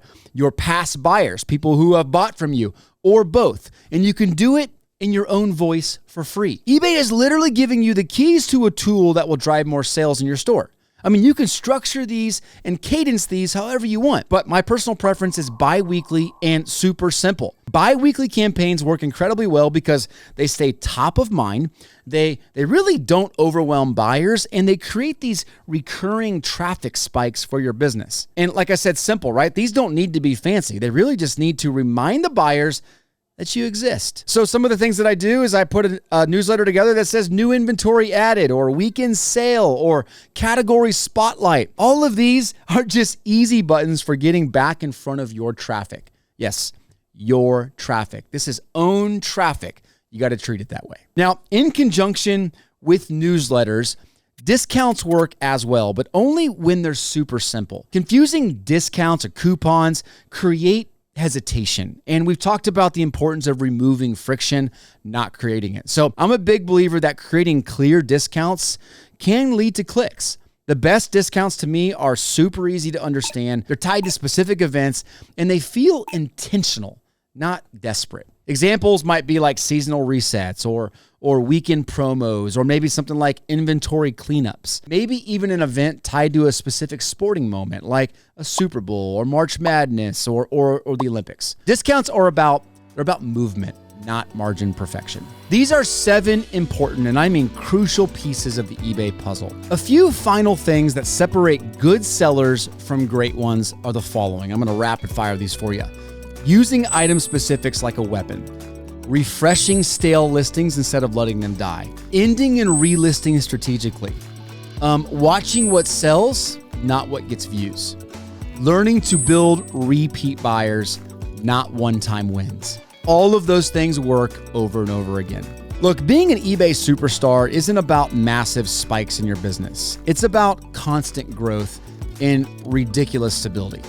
When listings are clear, your policies reduce friction, your metrics guide decisions, and your systems stay consistent, eBay stops being unpredictable to you. And that's when eBay becomes a foundation in your reselling business. In the next chapter, we're going to take this foundation and go even deeper into execution. There's a moment almost every reseller remembers vividly. It's the first time you really win. Maybe you stumble into a collection that's way better than expected. Maybe you flip something for more money than you ever thought you could. Maybe you just had a week where sales just pour in and everything feels like it's finally clicking.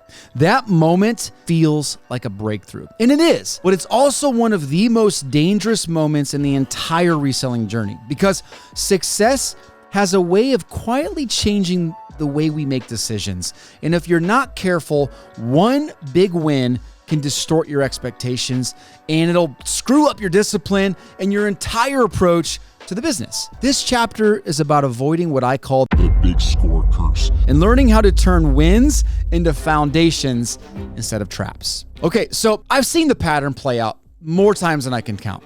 A reseller hits a big score. Maybe it's a massive vintage collection or just a single card that sells for an eye-popping number. The profit is real and the excitement is justified. And for the first time, the business really does feel legitimate. But here is what subtly happens in that moment. The next deals don't feel as exciting. Smaller margins feel beneath you.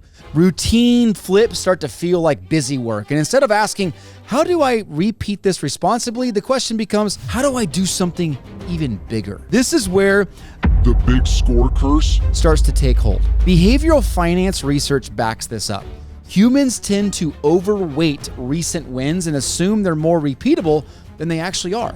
In reselling, that shows up in overconfidence. Sellers stretch outside their lane, they overpay on inventory, or they tie up too much capital in one swing because they're chasing the feeling of the last win. And when the next deal doesn't work the same way because markets change or timing shifts or buyers hesitate, the crash feels personal. The irony in all of that is that failure rarely breaks resellers. But uncontextualized success, that's what breaks them. So the goal isn't to avoid big wins, it's to frame them correctly. And that leads us naturally to the next idea. One of the biggest mindset shifts that happens as sellers mature is how they think about risk. Early on, hero play feels necessary. You want the deal that changes everything, the flip that puts you on the map, that one transaction that proves that you belong in this game. But over time, you realize something really important. Hero plays are fragile. They require everything to go right. The timing, the market demand, the buyer behavior, the exit strategy, all of it. And when they hit, they look incredible. But when they don't, they quietly drain all your capital, your attention, and your emotional energy. Consistent plays, on the other hand, don't get talked about as much, but they're what actually build your business. I have watched sellers who chased fewer, bigger deals stall out because capital stayed locked up. And I've watched sellers who focused on steady, repeatable wins quietly outperform them over years. Data across resale businesses supports this pattern.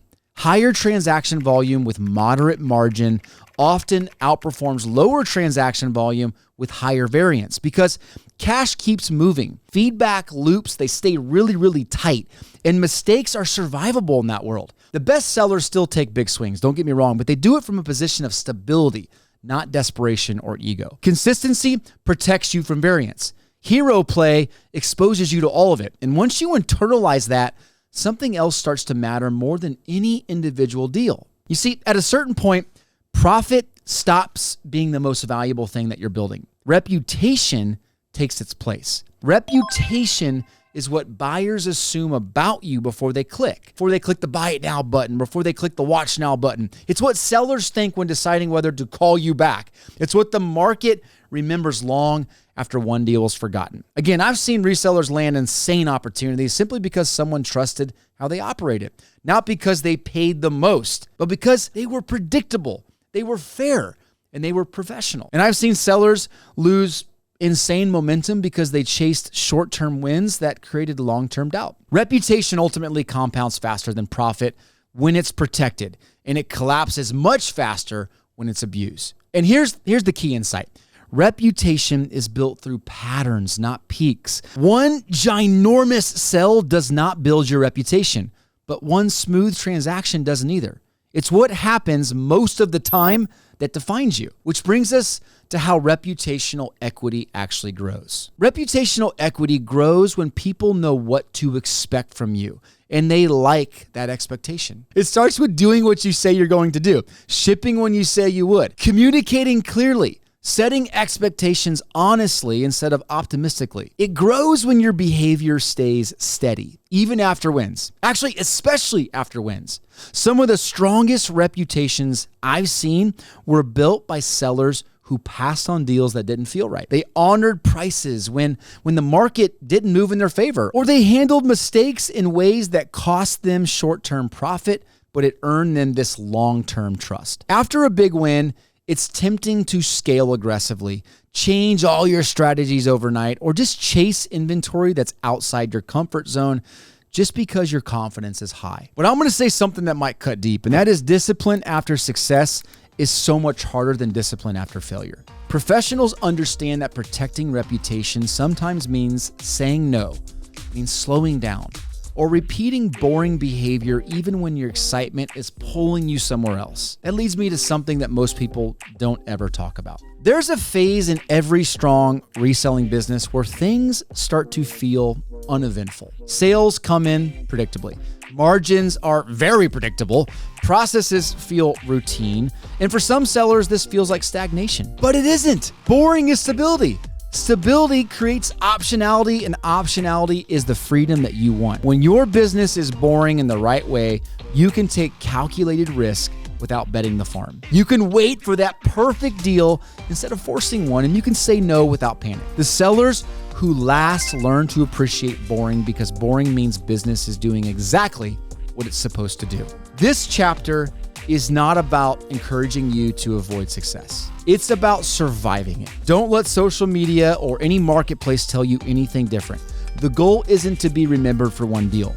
The goal is to build a business where good outcomes happen so often that no single one defines you. That's how you avoid being a one-hit wonder. And that's how you build something that actually lasts.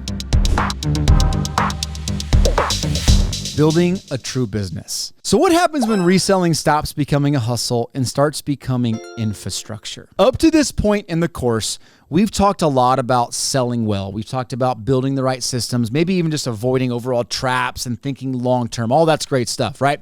But this chapter is where everything starts to lock together, because there's a moment in every reseller's journey where success begins to feel heavier instead of lighter. Sales are coming in, inventory's growing, opportunities are everywhere, but you feel like clarity is completely gone. You're busy all the time, yet you don't feel fully in control. Taking a day off, it feels stressful. Growth, it feels possible, but it feels really fragile. That is the signal.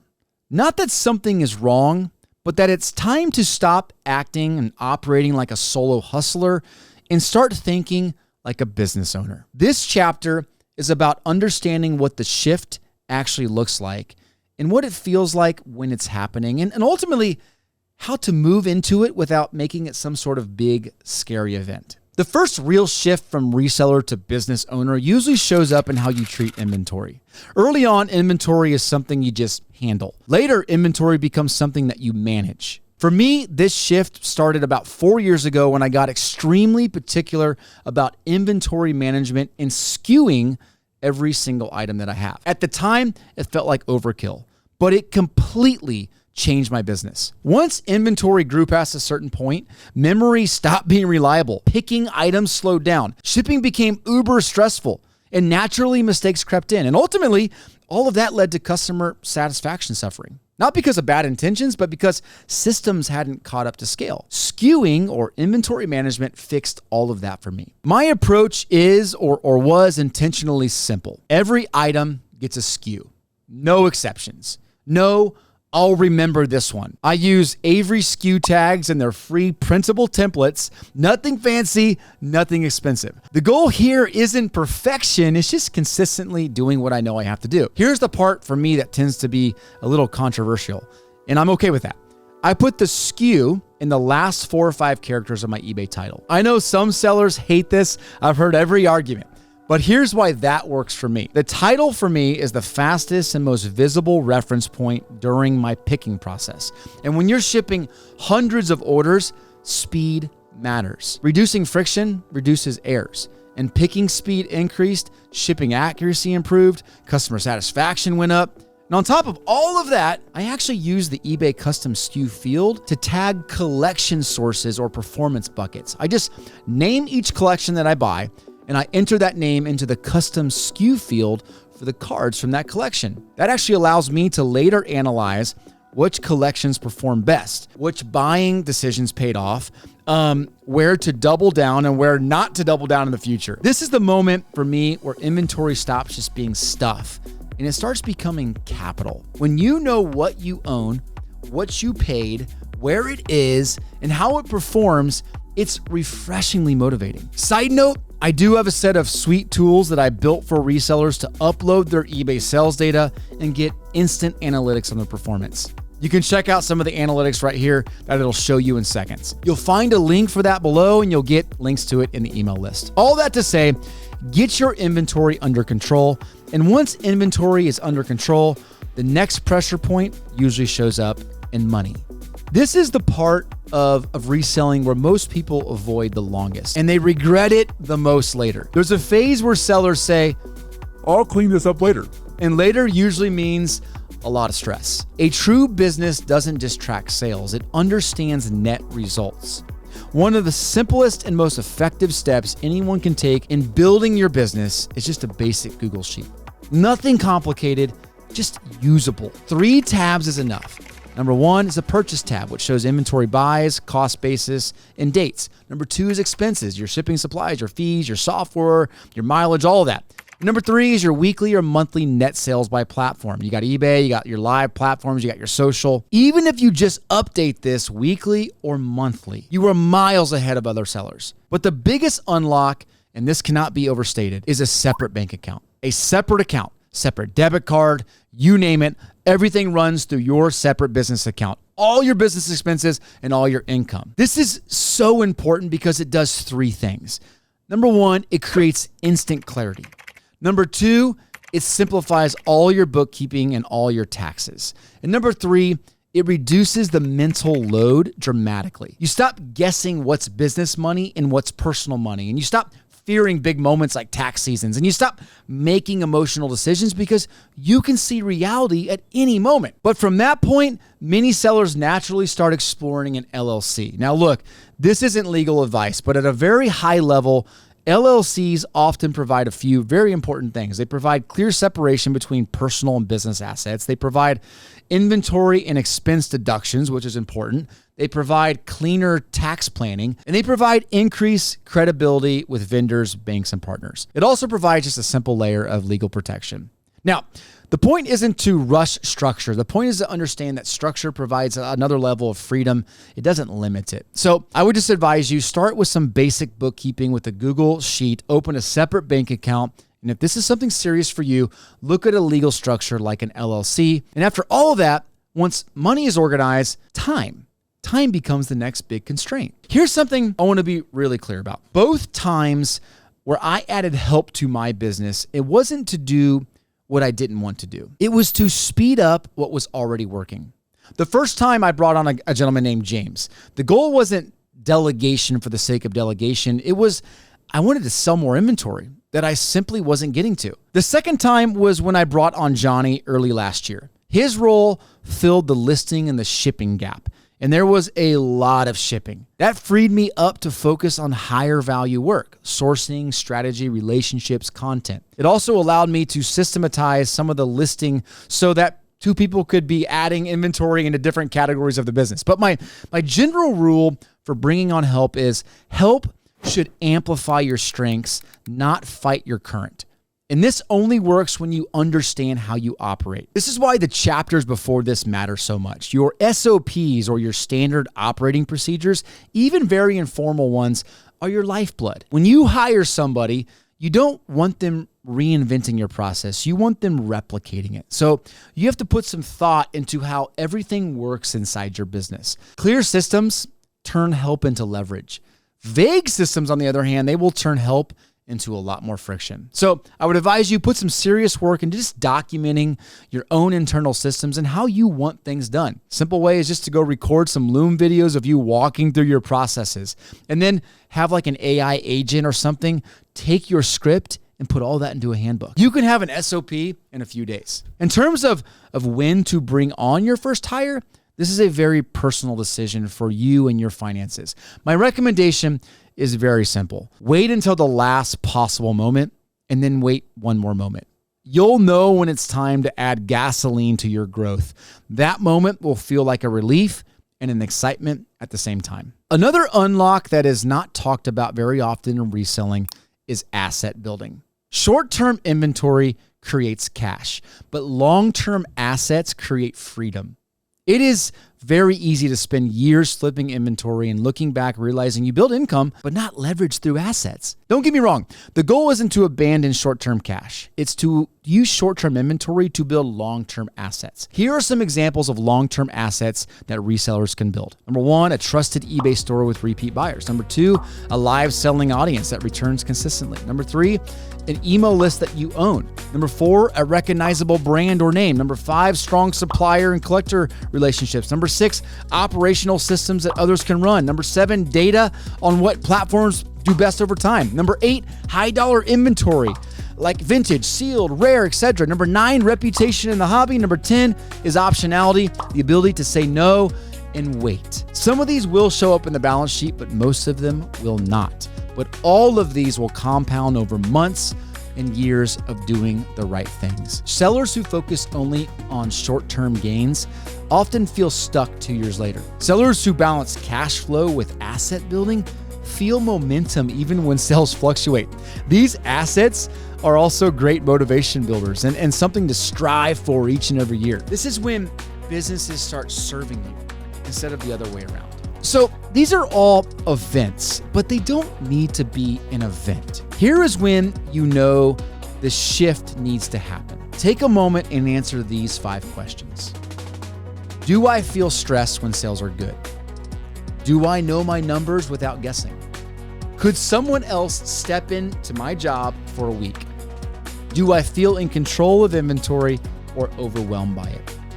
And finally, am I building anything that lasts beyond today's sales? If these questions create tension, that's not failure, that is growth. But they should tell you where you're at in your timeline of business growth. The shift doesn't require changing everything overnight. It just requires thinking differently now so the transition feels natural later. Let me close with some very reassuring facts. A true business feels very calm. Decisions will feel very intentional, and mistakes will feel very survivable. Growth feels like you earned it, truly. You feel like you earned it, probably because you have. At this massive tipping point in your business, you can stop asking, can I keep this going? And you can start asking, how do I make this better? That's the moment reselling becomes something you're building and not something you're chasing or just hoping becomes real. And once you really start to experience that shift, you'll never want to operate any other way. Let's go take a break and come back and dive into social media and see how that impacts your growth. At this point in the course, you should already feel something starting to shift. I mean, you're no longer just trying to flip cards.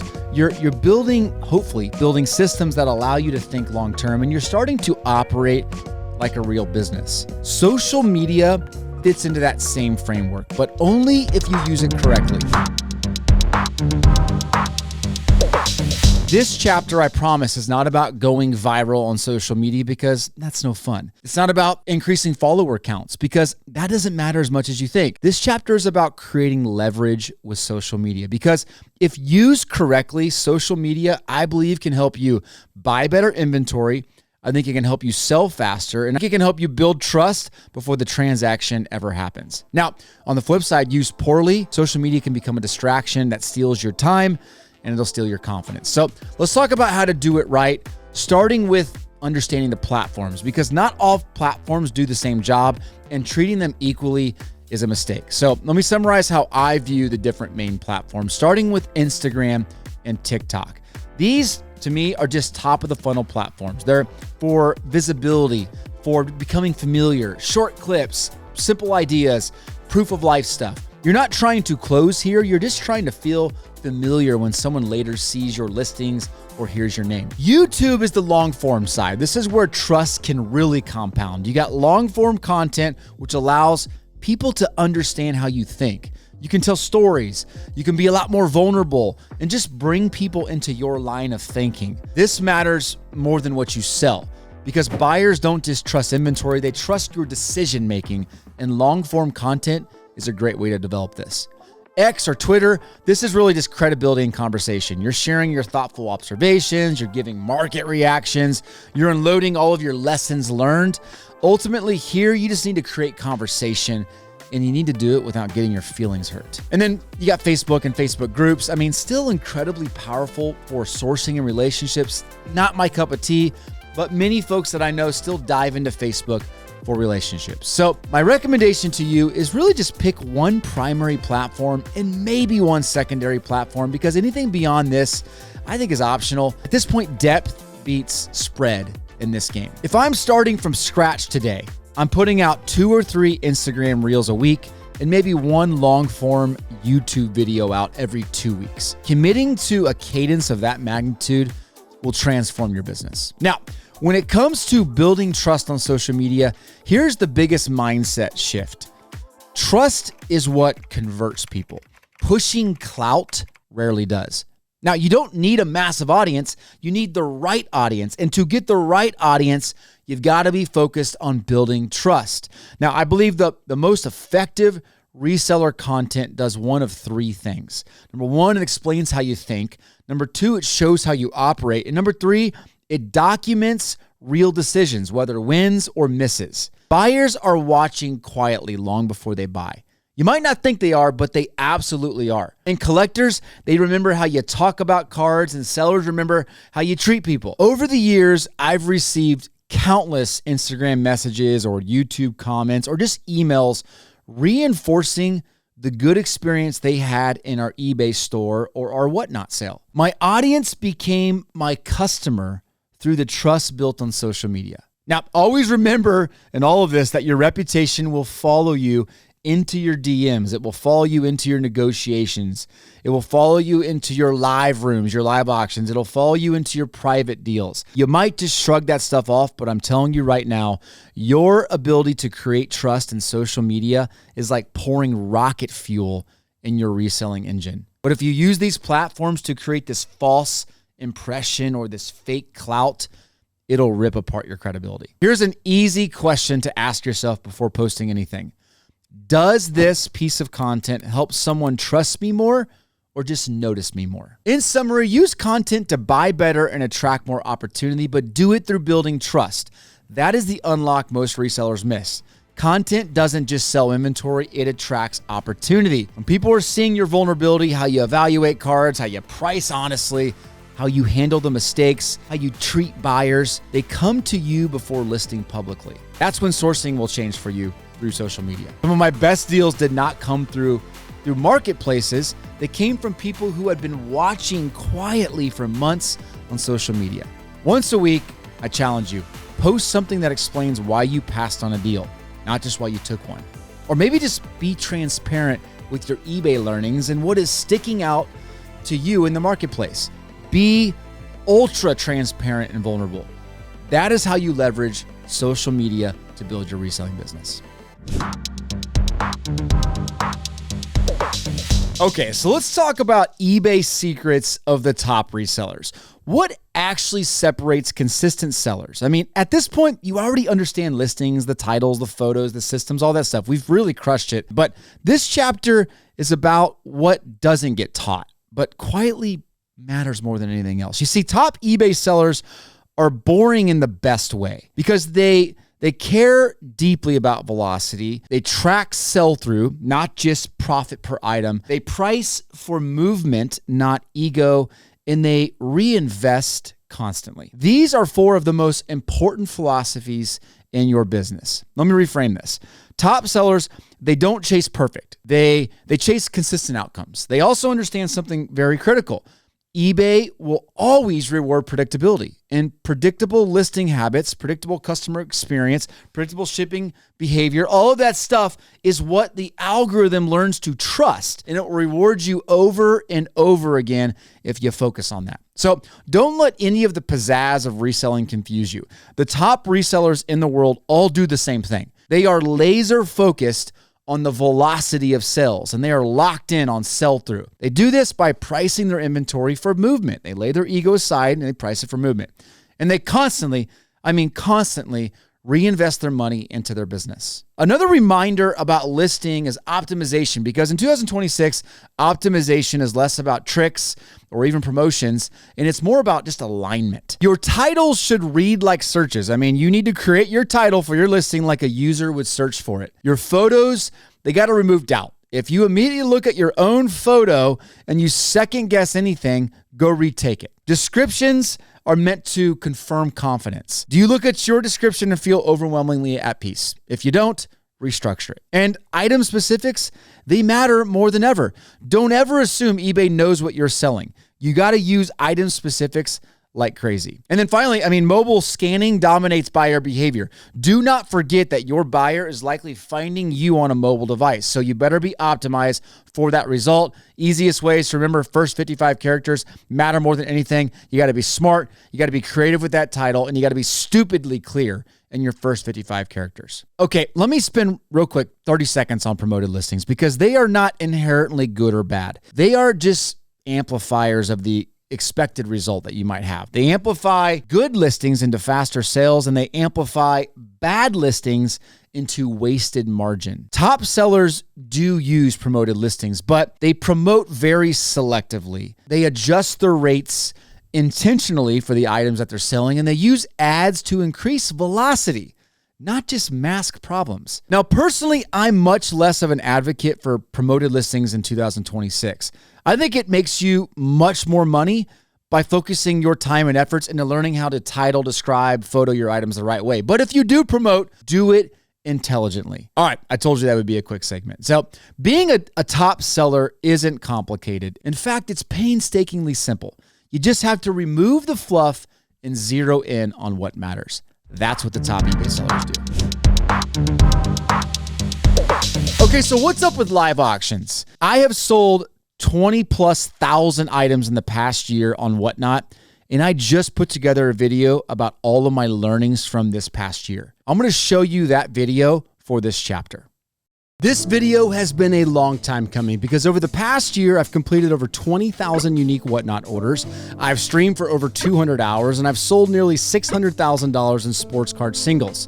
Now, I want to be clear from the beginning, this isn't just a highlight reel of numbers. These numbers represent a lot of late nights, a lot of trial and error, and many streams that went exactly how I hoped, and plenty that didn't. If you've done any amount of live selling, you know exactly what I mean. There are nights where everything clicks, and there are nights where you're staring at the screen thinking, all right, what am I missing here? I didn't get into live selling because I thought it was going to be easy money. I got into it because I was really curious how this would help build a community. And once you do enough volume, curiosity turns into data. Patterns start to show up. And because I'm a nerd for data and patterns, I broke all of them down and figured out what happened. That's what this video is about. Not tricks, not hacks, but the things that actually matter once you've done enough reps. I'm going to share with you the most important lessons learned from building the live auction part of our reselling business over the past year. One of the first big lessons, and honestly, one of the hardest ones to internalize, is how quickly live selling punishes sameness. When you're new, it's natural to look around and copy what you think is working. You find a big seller, you notice their pacing, their music, the way they talk, how they run their items, and without even realizing it, you start drifting towards that style. Now, at first, it feels smart, maybe even feels a little safe, but buyers ultimately don't build loyalty to formats. They build loyalty to people. That was a lesson I just had to learn early on. When I went back and I looked at my own sales data, the streams that performed best long-term weren't the ones where I tried to be sharper or louder or more polished. They were the ones where I was just more me. The cadence felt natural.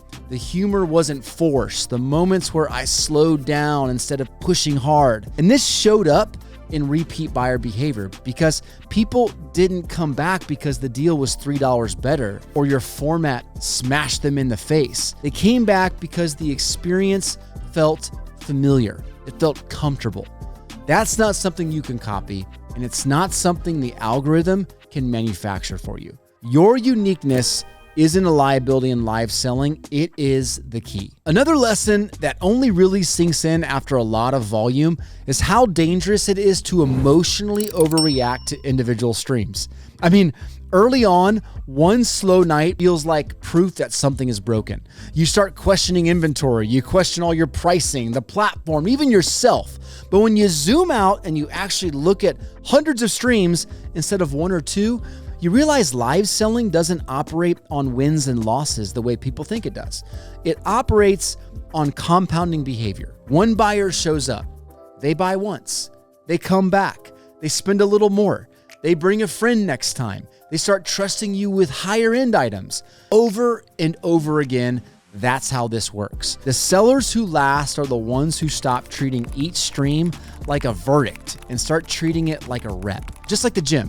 You don't judge progress by one workout, you judge it by consistency over time. That simple mindset shift will separate sellers who burn out from sellers who quietly build machines that produce. Another lesson that I learned is that once you start doing real volume, hype and pizzazz stop being the differentiator and systems take over. This was a big wake-up call for me. When you're selling hundreds or thousands of items, the questions that actually matter become very unglamorous. How fast are you shipping? Are orders accurate? Is communication clean? Do buyers feel taken care of after the sale is over? I've seen sellers with incredible energy struggle because everything behind the scenes is complete chaos.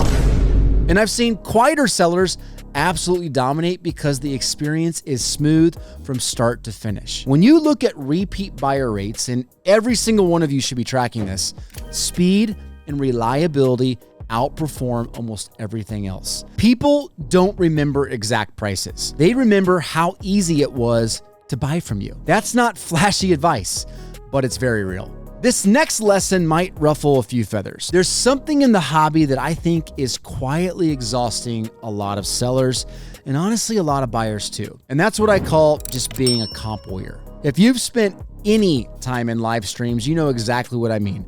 Every card turns into a debate. Someone's pulling comps to drive the prices down. Sellers are pulling comps to push the price up. And suddenly the entire room is arguing about screenshots instead of actually enjoying the buying experience. Here's my personal take on it. Anchoring every sell to comps puts you in a constant defensive posture. You're either justifying your price or fighting for someone else's. And neither of those positions is where confident sellers need to be operating. I'm not saying comps don't matter. Of course they do. They're part of the ecosystem. But I am saying they don't need to be the centerpiece of every single transaction. One of the most freeing shifts that I ever made was letting the market decide in real time what something is worth in that moment. No speeches, no debates, no anchoring, not even mentioning comps. When you stop trying to force comps, a couple interesting things happen. Buyers relax, that's important. The room feels less adversarial. And funny enough, prices often find a healthier equilibrium because there's just less friction. Live selling, I think, is already the most honest pricing mechanism we have. You've got real buyers, real money, and real-time decisions. You don't need to turn every card into a courtroom case. Confidence shows up when you're willing to just let the market speak for you. Another thing that deserves way more attention than it gets is how powerful it is to genuinely surprise your customers. And I don't mean gimmicks, and I definitely don't mean constant promises. I mean quietly taking care of people without ever announcing it. Over time, I've made a habit to throw in small extras with my shipments. Sometimes it's a few packs. Sometimes it's a chasing cardboard hat. Sometimes it's something random but thoughtful. The key part is this: I don't mention it. I don't hype it. I don't dangle it as an incentive. I just let it show up in the box. And what happens next is pretty incredible. At some point during a stream, a message pops up in the chat. Hey, thanks for the extra packs. That was super awesome. Or that signed hat was incredible. I ended up giving it to my son. And the room sees it. Now, you've done something really powerful in that moment without ever saying a word. You've reinforced your real objective to take care of your customers, and you've let the community do the storytelling for you. That moment creates this curiosity. Other buyers start wondering what their experience is going to be like. Not because you promised them something, but because you demonstrated who you are. That's how trust compounds. You don't need to overdo it. You don't need to lose money. You just need to care enough to occasionally exceed expectations. And here's the part most people miss. When you take care of customers consistently, they take care of you. They come back. They defend you in chat. They vouch for you when you're not even in the room. That's not marketing. That is just beautiful relationship building. The next lesson I learned is to dismiss a misconception. And that is the belief in live selling that success equals view count. That if you don't have 100 people in your stream, you are failing. That just isn't true. Some of my most profitable streams happened with fewer than 10 people because those 10 people were engaged and they were comfortable. We were having a good time, and it was helping to build deep community. Live selling isn't retail foot traffic. It's relational commerce. If 5 people feel genuinely seen, they don't just spend more, they stay longer, and they come back, and they talk to their friends. That's how audiences actually grow. Not by chasing crowds, but by building connection. I definitely challenge you not to fall into the trap that the number of viewers will dictate your ultimate success. Be happy with even one viewer and treat them like they're the only person in the room, because in that case, they actually are. The next thing volume teaches you very quickly is how sensitive buyers are to intent. They can feel the difference between someone being creative because they care and someone being gimmicky because maybe they're nervous. Creative selling feels thoughtful. There's a reason items are grouped together. There's a flow, there's a story. Even if it's subtle, buyers pick up on it. Gimmicks ultimately, I think, feel rushed and even forced. And they almost always show up when sellers are trying to manufacture excitement instead of just earning trust. When I reviewed which inventory actually created repeat buyers, it wasn't the wildest stuff. It was the inventory that made sense. I even found creative ways to sell that inventory. And I think that creativity came across as feeling curated instead of just thrown together. Don't worry about being flashy. It is not all it's cracked up to be. I promise. The final major takeaway I'd give to anyone trying to grow on Whatnot is this: consistency beats talent. Selling 3 times a week isn't about grinding yourself into the ground. It's about rhythm. It's about allowing the platform to recognize you as a regular presence instead of a random event. It allows buyers to build your stream into their routine, and it allows you to get better much faster. Confidence doesn't come from planning. It comes from a lot of reps. Period. I've seen sellers with great inventory stall out because they only go live when they feel ready. And I've seen average inventory outperform simply because the sellers showed up predictably. Momentum is very real, and it doesn't come from occasional burst. Those are some of the key lessons I learned after completing 20,000 transactions. But let me give you the recipe to getting your first 250 sales in the next 2 weeks. And I'll slow this part down because I don't want it to sound like hype. 250 sales in 2 weeks is not about going viral. It's not about having a massive audience. It's about stacking very achievable behavior. If I were starting from zero today, here's exactly how I'd approach it. First, I'd schedule 5 shows over the next 2 weeks. Not 1, not 10, but 5. That's enough to build momentum without burning out. I'd lock those dates in publicly because a visible schedule demonstrates seriousness to the buyer, and it gives buyers something to plan around. It also gives you something to promote during each of your upcoming live streams. For the first 2 shows, I would preload inventory. I mean, not everything, just enough to create early activity and give hesitant buyers a reason to browse before you even go live. I'd probably aim for around 50 items per show. That's enough opportunity without overwhelming the room, and it forces you to kind of think about pacing instead of just throwing inventory on the screen. I'd keep thumbnails super simple and personal. You don't have to be flashy here. Just be clear. I mean, buyers don't need art. They just need to understand what this show is about in 1 second. During the shows, the goal wouldn't be speed. It would be comfort. It would be saying names, acknowledging bids, thanking people, keeping the energy steady, not frantic. I mean, 5 engaged buyers in a room like that can easily generate 40 to 60 sales in a single show. Stack that over 5 shows and suddenly 250 sales isn't some crazy number. It's just simple math. And it's a lot of momentum for you to build on. And then finally, there's the shipping, which is non-negotiable. Same day if possible, next morning at the latest. Every single time you've got to do that. Fast shipping is boring to talk about, but it's one of the fastest ways to turn first-time buyers into repeat buyers. If you follow that incredibly simple blueprint, you will be on your way to live selling mastery. Now, if you want help executing this without missing the small details, I did put together a 1-page whatnot cheat sheet, and I made it completely free. It has all the important links. It's got shortcuts and reminders and some things that are easy to forget when you're getting started in this, especially in those first couple weeks. You can grab it by clicking the link below. Bookmark that, open it while you're selling. It's designed to make this feel lighter and easier, not heavier and more complicated. I'll leave you with this. Completing 20,000 transactions didn't make me smarter than anyone else, but it did force me to see patterns that most people never stick around long enough to notice. Live selling rewards a different mindset. It rewards patience over perfection. It rewards systems over hype. If you're willing to stop chasing shortcuts and focus on stacking reps, this can become something very different for you in your reselling side hustle. I appreciate the time. Take care. Okay, we're going to wrap all of this up by giving you my 2026 market outlook and what it might mean for you. So let's start with something that matters more than any stat that I could throw at you. The hobby will always feel loud. There will always be somebody telling you the market is dead, somebody else telling you it's back, somebody flexing a massive sell on Twitter, and someone panic selling inventory on Instagram. That noise is not new. We just see it faster and more often now. Your job as a reseller isn't to react faster than everyone else.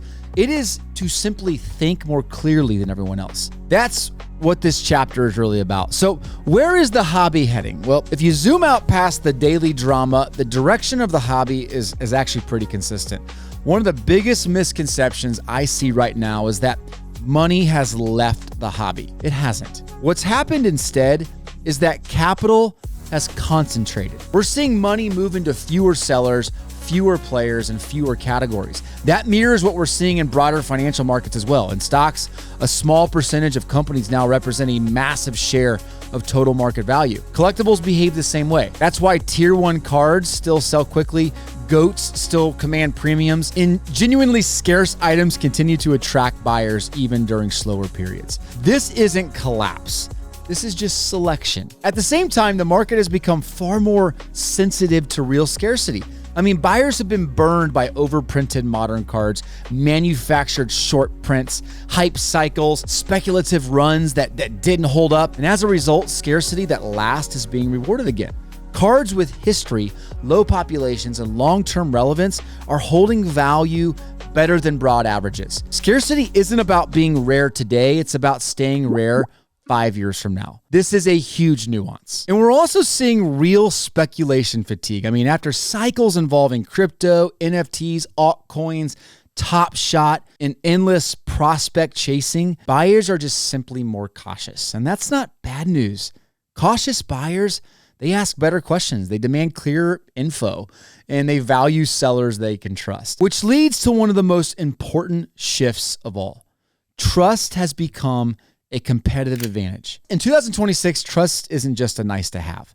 It actually affects pricing. Buyers are willing to pay a little more. They pay a little faster, and they come back more often when they trust the seller. And that trust comes from all the things that we've talked about, from consistency to transparency to predictable systems, and how you handle mistakes when they happen, because they will. Reputation now compounds the same way capital does. All right, let's have an honest conversation of what the environment's going to look like moving forward in 2026. I think margins are going to be tighter than they used to be. It doesn't mean you can't make money. It just means sloppy buying and lazy pricing will get exposed faster. The upside is that disciplined sellers tend to thrive in tighter margin environments because weaker competition falls away. That's why I believe this course can be very impactful for you. Buyers are also much more smarter. I mean, they check comps instantly, they compare sellers fast, they read feedback, ask better questions. That forces sellers to be better, and that's ultimately good for professionals.